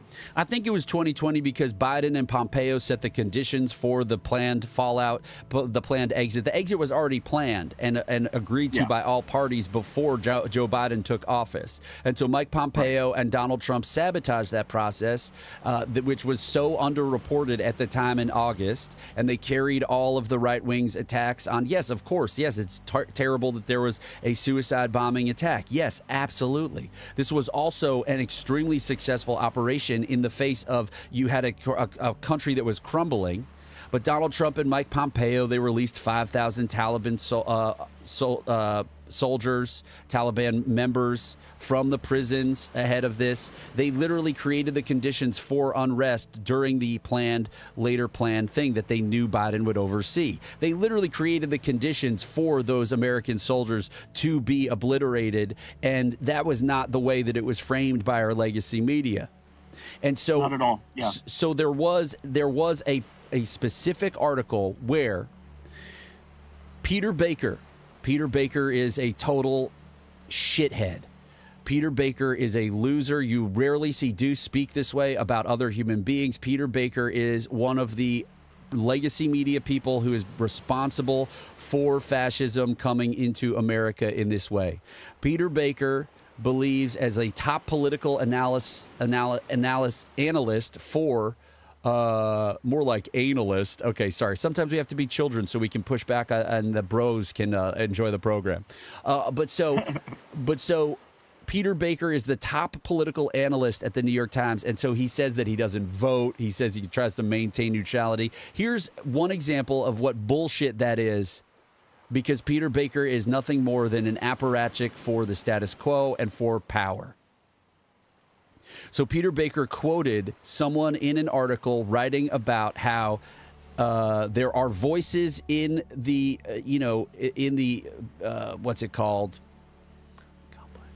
In the elite, the political elite. There are voices in the political and defense elite in this country who are saying that, we should maintain a presence in Afghanistan, right? And he quotes someone. He quotes a woman And he says he quotes her basically arguing for the maintaining of a little bit of light war in Afghanistan, for maintaining a presence instead of doing something that most Americans wanted, which Joe Biden did, which was to pull us out of the commitment altogether, and to no longer sustain this neocon, program of occupation and armaments around the world, right? And Right. so And I know this is taking me a long time to get to, but it is because it is such a good point. So he quotes this woman, and he refers to her as a former George W. Bush, Department of Defense official.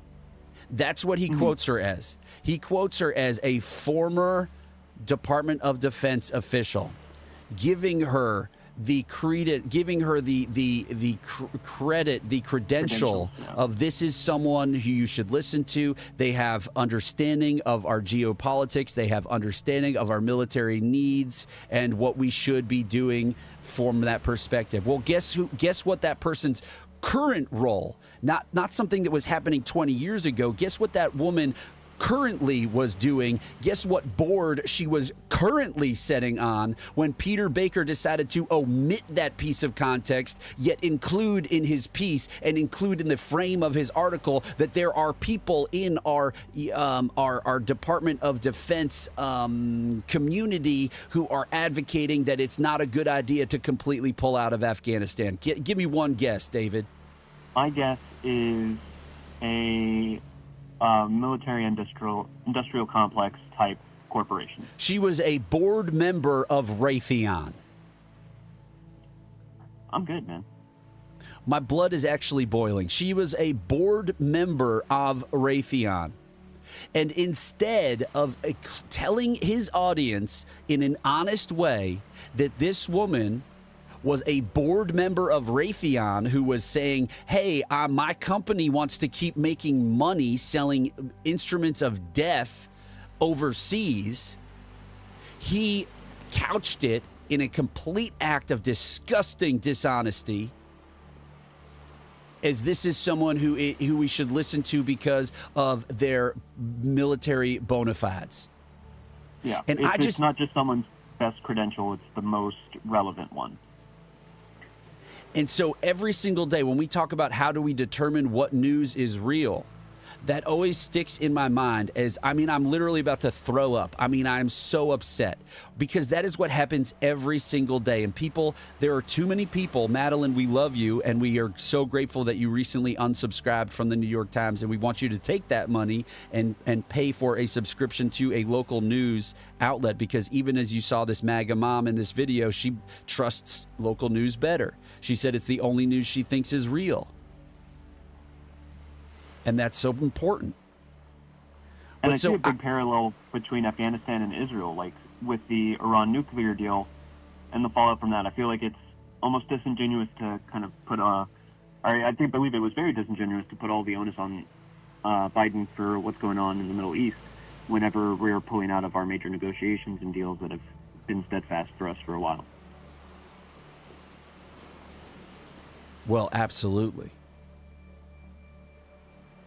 You saw the New York Times, be the lead bullshit purveyor with regards to Columbia protests about Palestine. Mm-hmm.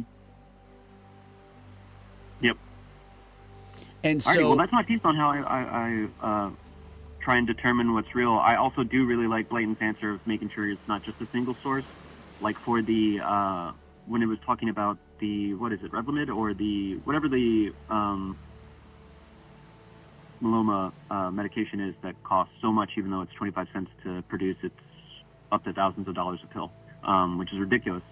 And I had to read like 4 freaking articles to figure out the history of it and how the company got the patents and how it was figured out for the use. It took so long for me to just get the context for that one story. David, on yesterday's program, we could not even find out, because we watched a video about a man being abducted off the street in Massachusetts and a 12-year-old boy that was in his custody being left behind on the street. And we could not even find out that news report. It was a television local news report. It reported that the woman who was there as a neighborhood watch member she said that it is illegal for a federal government official to not identify themselves. He didn't say we looked into it and it is illegal. He said this woman said, what a dereliction of journalistic duty. And we couldn't even find out when we took to the internet with our skills and what you're describing, what Blatant Reset said about checking multiple sources. That is something that media literacy and diet experts call lateral browsing. I think it's a dumb term, but I guess it's actually good because it's stuck in my head. So the idea is anytime you see a piece of news, open up other tabs, and as they build up right across your web browser. That's called lateral browsing. Find other sources. Yes, absolutely. Yes, and welcome into the program, the people who are coming on Twitch and YouTube, and we love you. And would you give us a follow? And we just did an incredible breakdown of how mainstream media lies to us by omission, decontextualize things in a way that leads to default propaganda. And we still have to support journalists who work in mainstream media because they still do incredible stuff. That is the catch-22 of our time. That is the bummer of our time. David, keep going. I think it comes down to I understand there's a lot of things that are my obligations, but I do feel like there are things that are other people's obligations as well. It is my obligation to figure out if what is being told to me is real and figuring out the best way of doing that. But those people who are writing the article still have an obligation to do the best that they can to make sure that it is as factual as possible. Just because I'm going to do the work doesn't mean you don't also have to do the work. Well, the problem, David, yes, I agree 100%. And one thing that we used to advocate for at my nonprofit, and I mean we still do, is providing context in every article. And there was this wonderful public radio station that actually came out with an article that said as much, like in 2021, after all of the election lies and then the coup attempt, they said, every single article we write moving forward will mention, if we quote or refer to a Republican member of Congress, one of the 147 Republican members of Congress who contributed to the big lie, who fomented the coup, the blood is on their hands, right? We will always refer to them as having been an election liar. That is the kind of just basic level of information integrity that the public demands, but is not demanding. That the public requires, but is not the requirement that most newsrooms put upon themselves. And so, yes, there is that desire and that reality that is how information integrity should be handled and performed at the highest level by every single journalism outlet that reports to care about the public interest. However, there is the simultaneous reality that it is nearly impossible to do that in a time and an age when journalism jobs are disappearing. Over half of all journalism jobs have disappeared since 2005. Venture capitalist firms like Alden Global and even, legacy newspaper giants like Gannett, they are buying up newspapers across the country and stripping them for parts. They are firing reporters, having reporters do more with less. They are having more and more reporters file more and more stories in a shorter amount of time. And so when we talk about they're not even providing the context, there is that reality that it is very systemic. It is a systemic scenario that we are in. And so that is why we argue all the time for do whatever you can to fund the articles, to fund the independent journalists, to fund the nonprofit sources, and to fund the legacy sources that are reporting in the public interest as best you can. Not everybody has the money to do that, but only 12% of Americans pay for any type of news at all, which is why it's absurd that Rev Deuce would start doing what he's doing and hoping that he gets paid any kind of money to do it. Yeah, it's a bit of a bad market for it. It's a terrible market for it, but Rev Deuce believes deeply that he is saving the nation with fact-based information in the face of fascist disinformation. And if you agree, would you please give your old pal Rev Deuce some friggin' money? I know that there's some wealthy people out there who care about fascism, and I need your goddamn money. Yeah, unfortunately, you have not found that audience yet, but I'm sure you will. I have not found that Not me, at audience least. yet, and I need to find that audience because what we are talking about here is nothing short of the most important conversation for all Americans to be having. Yes, and How do you know what is real? Very important question everyone should ask themselves. we're going to ask that question in the TikTok later today. Rev Deuce doesn't stop, and he won't stop. He will never stop as long All as right, he. well, I'll see you there, Rev.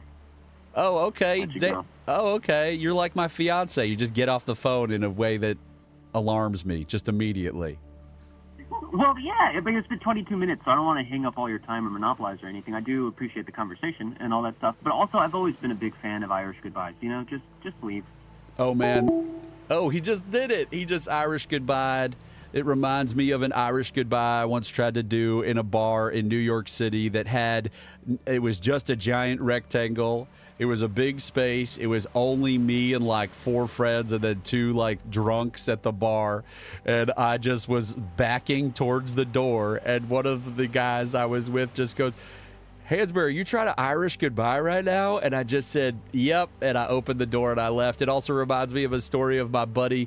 Oh man, what was his name? You know, when you work in restaurants, Bill, my buddy Bill, and he was at a studio apartment dinner party.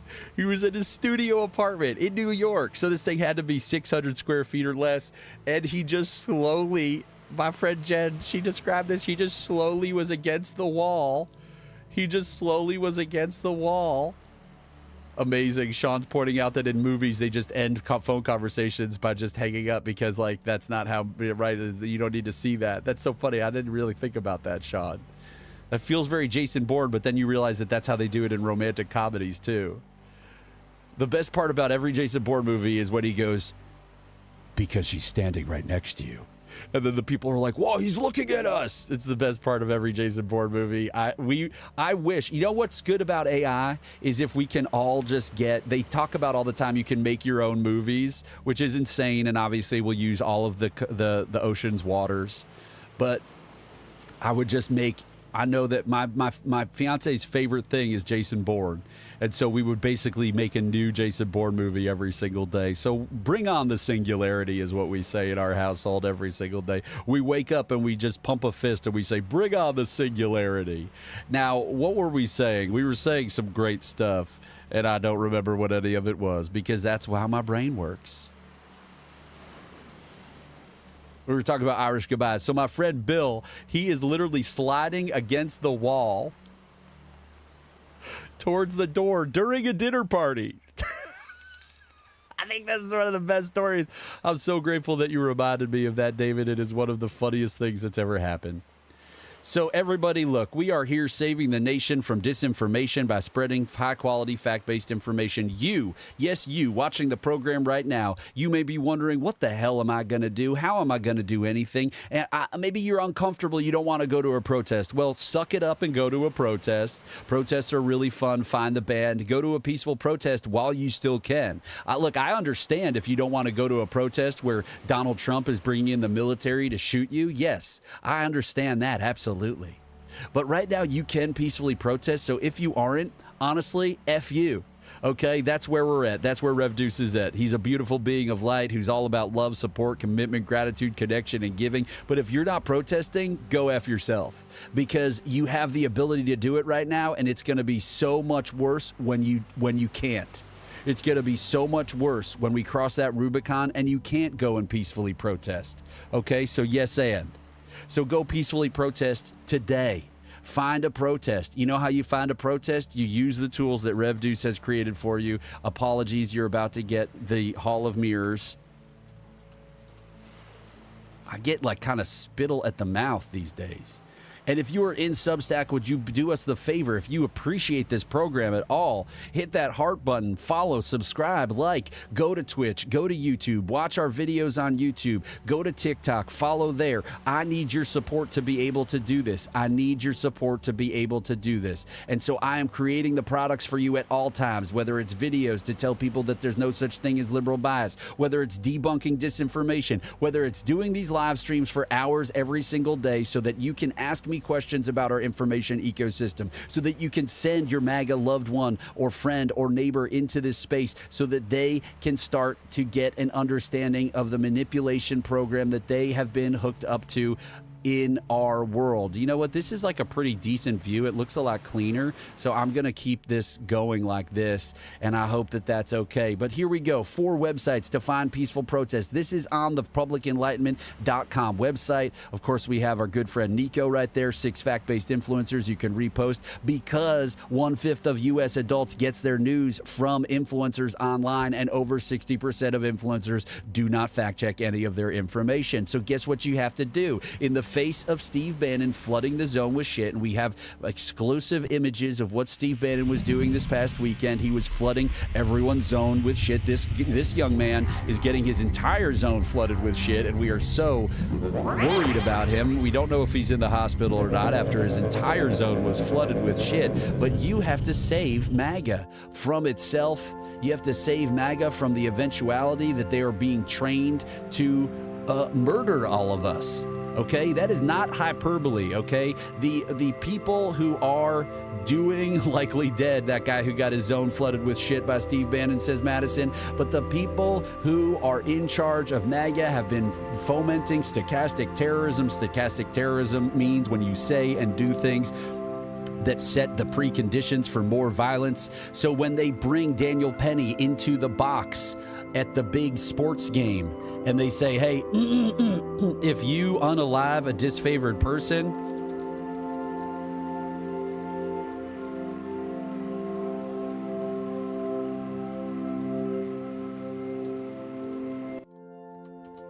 I'm just pulling up this image.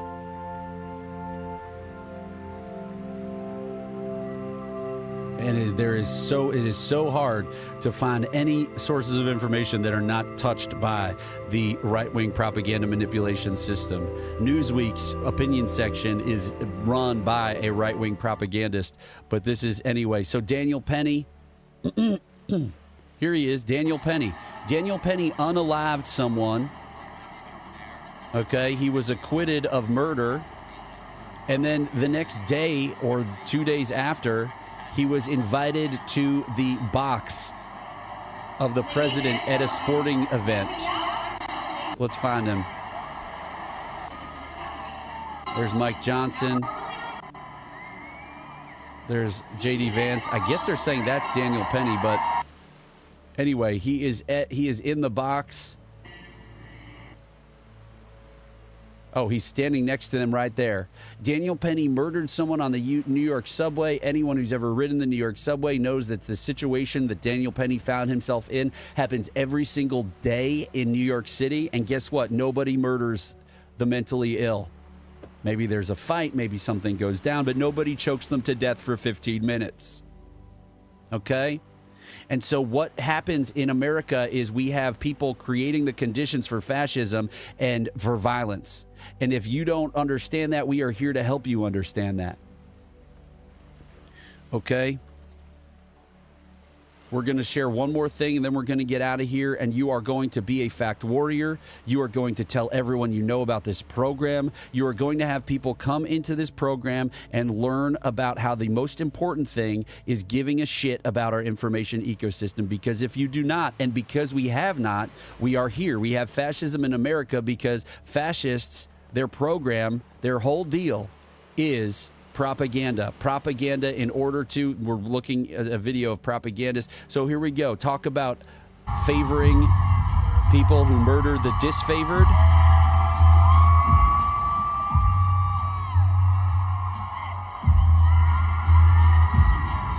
I mean, this is insane. Okay, this is Kyle Rittenhouse being brought out to his own pump-up music at a Turning Point USA, a supposedly Christian organization. Charlie Kirk is nothing more than a fascist propagandist. Here he is right here. He's going to start chanting with the audience, Kyle, Kyle. Okay? This is the white supremacist, Christian nationalist Talking Points US, Turning Point USA organization. Charlie Kirk tours the country talking to young people and brainwashing them and lying to them. And we're just going to show you one more example of that because I can't stop and I won't stop. Look at this, Charlie Kirk. How you doing, Charlie? 23. When you said it, that's relaxing the standards for air traffic control and pilots in order to meet the standards. The context of that was diversity, equity, and inclusion. What does that have to do with hiring? Everything. DEI definitionally is that we will hire more of a race versus a different race. So, for example, United Airlines said that they want 50% of their new pilots to either be women or black. Okay. Currently, just so you understand, it's like 8%. So they want to go from 8. Okay, so Charlie Kirk just lied to advance his racist, Christian, white nationalist agenda. This poor kid, he's just there. He even brought a phone full of facts that he had looked up. But when you're in the face of a liar, it's very hard when you're standing in public at a microphone with a bunch of red-pilled, a bunch of blue-pilled. I really want to take back ownership of this reality where the people who are blue-pilled say that they are red-pilled. And for those who don't understand what I'm talking about, the red-pilled is a reference to the Matrix. And so we need to take back Trump derangement syndrome, which also is like a total pejorative and I don't want to use it. But we have to describe the reality that the people who are suffering from Trump derangement syndrome are the people who believe that Donald Trump is a man of God, who believe that Donald Trump is not the worst, most corrupt figure in American presidential history, let alone global history. Okay? We need to push back on these terms that are being used and take ownership of them, just as they have taken ownership of the term woke from the black community and turned it into a disgusting hate catch-all that doesn't actually mean anything other than being progressive, I guess. Okay? And so when we talk about brainwashing, it is them doing the brainwashing. When we talk about Trump derangement syndrome, it is the people who believe that Donald Trump is a man of God because their pastor and their mayor have told them, and everyone's doing the best that they can with what they have. But that is what we are taking back. I forget the other thing that I said I was going to be taking back. Another term. So we understand that, blockable for sure. The problem is that people just don't know. People think that Charlie Kirk is not an AstroTurf. They don't know that a Islamophobic billionaire Foster Friess, who also gave the seed funding for Tucker Carlson's Daily Caller, is behind this stuff. They don't know, and that's what we do here. Okay, look at this. And we also make videos about this. So we have a YouTube video in case you don't want there's someone you know who doesn't want to read a New Yorker length article about what a fascist,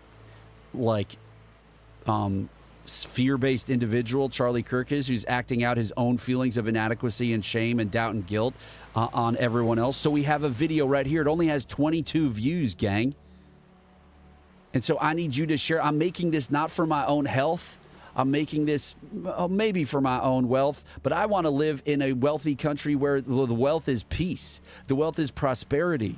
The wealth is lifting everyone up. Woke and red pill. There we go.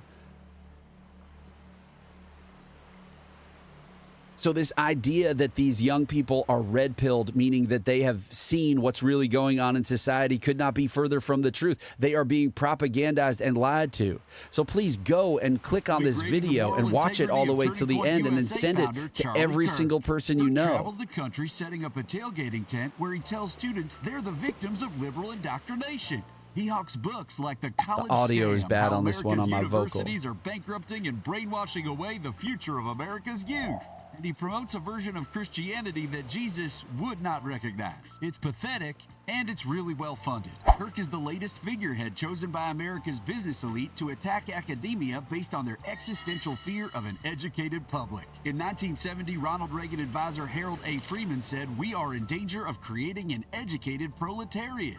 Okay, so this is the real conspiracy that we need to get MAGA hooked on.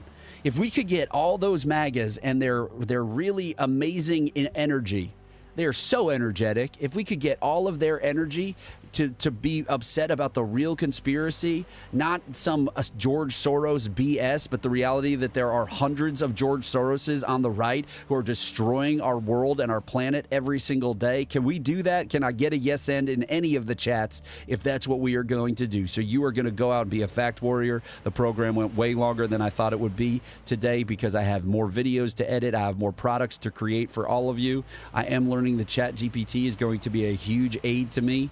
I was able to do research so quickly to find videos that I needed and references to Elon Musk talking about illegals voting for Democrats and all that bullshit that they spread so that I could make an incredible video for you. So go out, be a fact warrior.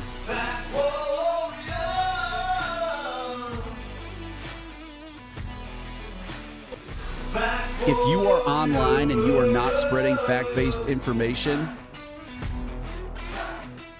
get offline, call a friend, go read a book, go for a walk, learn a new recipe, learn a new skill, do anything. If you are not worshiping facts online and telling others that they need to worship facts at all times, go do anything else. Get off the internet, read a book, go shoot some hoops, go play your friend in tennis. And if all of that is ableist, read a book. And if you can't read, if you're blind, meditate. Call someone on the phone. Learn a new computer skill. You know, my father was blind for the last 4 years of his life, completely, totally blind, and it was an accident, and so he had been sighted his entire life. And, you know, my father found it so difficult. The computer technology in the early 2000s was not what it is today. I'm so grateful that people who suffer from the disability of blindness are able to interact with the world in this amazing, amazing way. You know, capitalism isn't all bad. Technology is cool. But when it is commandeered by fear-based dickheads who are destroying our ability to find joy, destroying our ability to connect in this world, it is a sad time for everyone, friends. I love you all so much. You are all beautiful beings of light. You were born into this world ready to connect and love and give and support and be thankful and be committed to the ideas and the humanity of others, and yet fear entered into your life just as he entered into mine. Fear entered into your life just as he entered into Elon Musk's life. Fear entered into your life just as he entered into Donald Trump's life, the son of a KKK member who was maybe a raging alcoholic or was definitely abusive. And so what did Donald Trump do? He built up a narcissistic personality disorder in the face of that in order to protect himself. And in so doing, he perpetuated the cycle of abuse and violence that is passed on from generation to generation. And so what we all need to do in this time is to worship facts.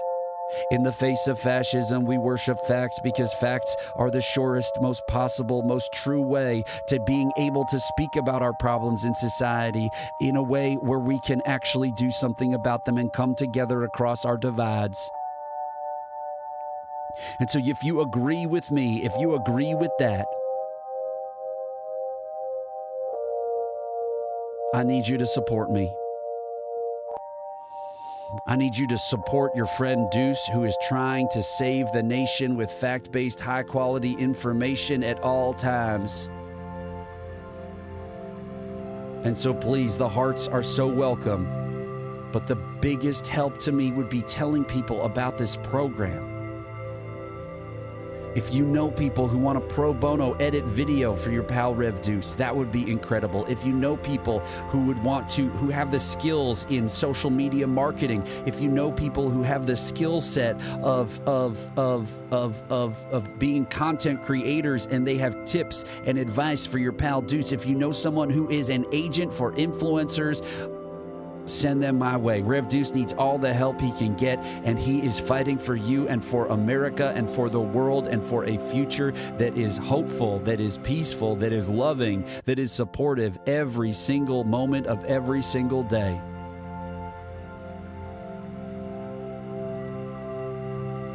Knee Blockable, keep bringing up that Peter Thiel is the right-wing Soros, but it's not just that he is the right-wing Soros. It is that Jeffrey Yass It is that Elon Musk. It is that Harlan Crow. It is that Leonard Leo. It is that the Uline family, the Bradley family, the Scaife family, all of their family foundations. It is the Heritage Funding Koch brother who is still alive. It is the Ferris Wilks. There are hundreds of Soroses. That is the point to make to your friends, Blockable, and we have a video for you about that as well, because we have a fucking video for everything. Rev Deuce is so fired up.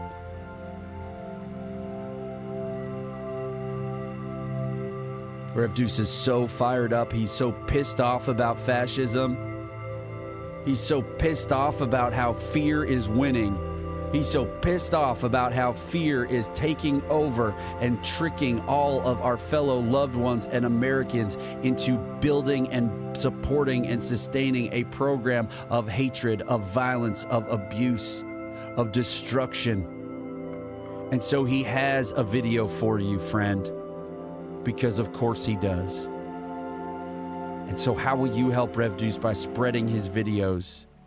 This is what I think about all the time. It's just this, it's projection. And I don't know if it's not, you know, this whole Soros thing, it's like there's just 100 Soroses on this side, you know, who are 100 Soroses to one.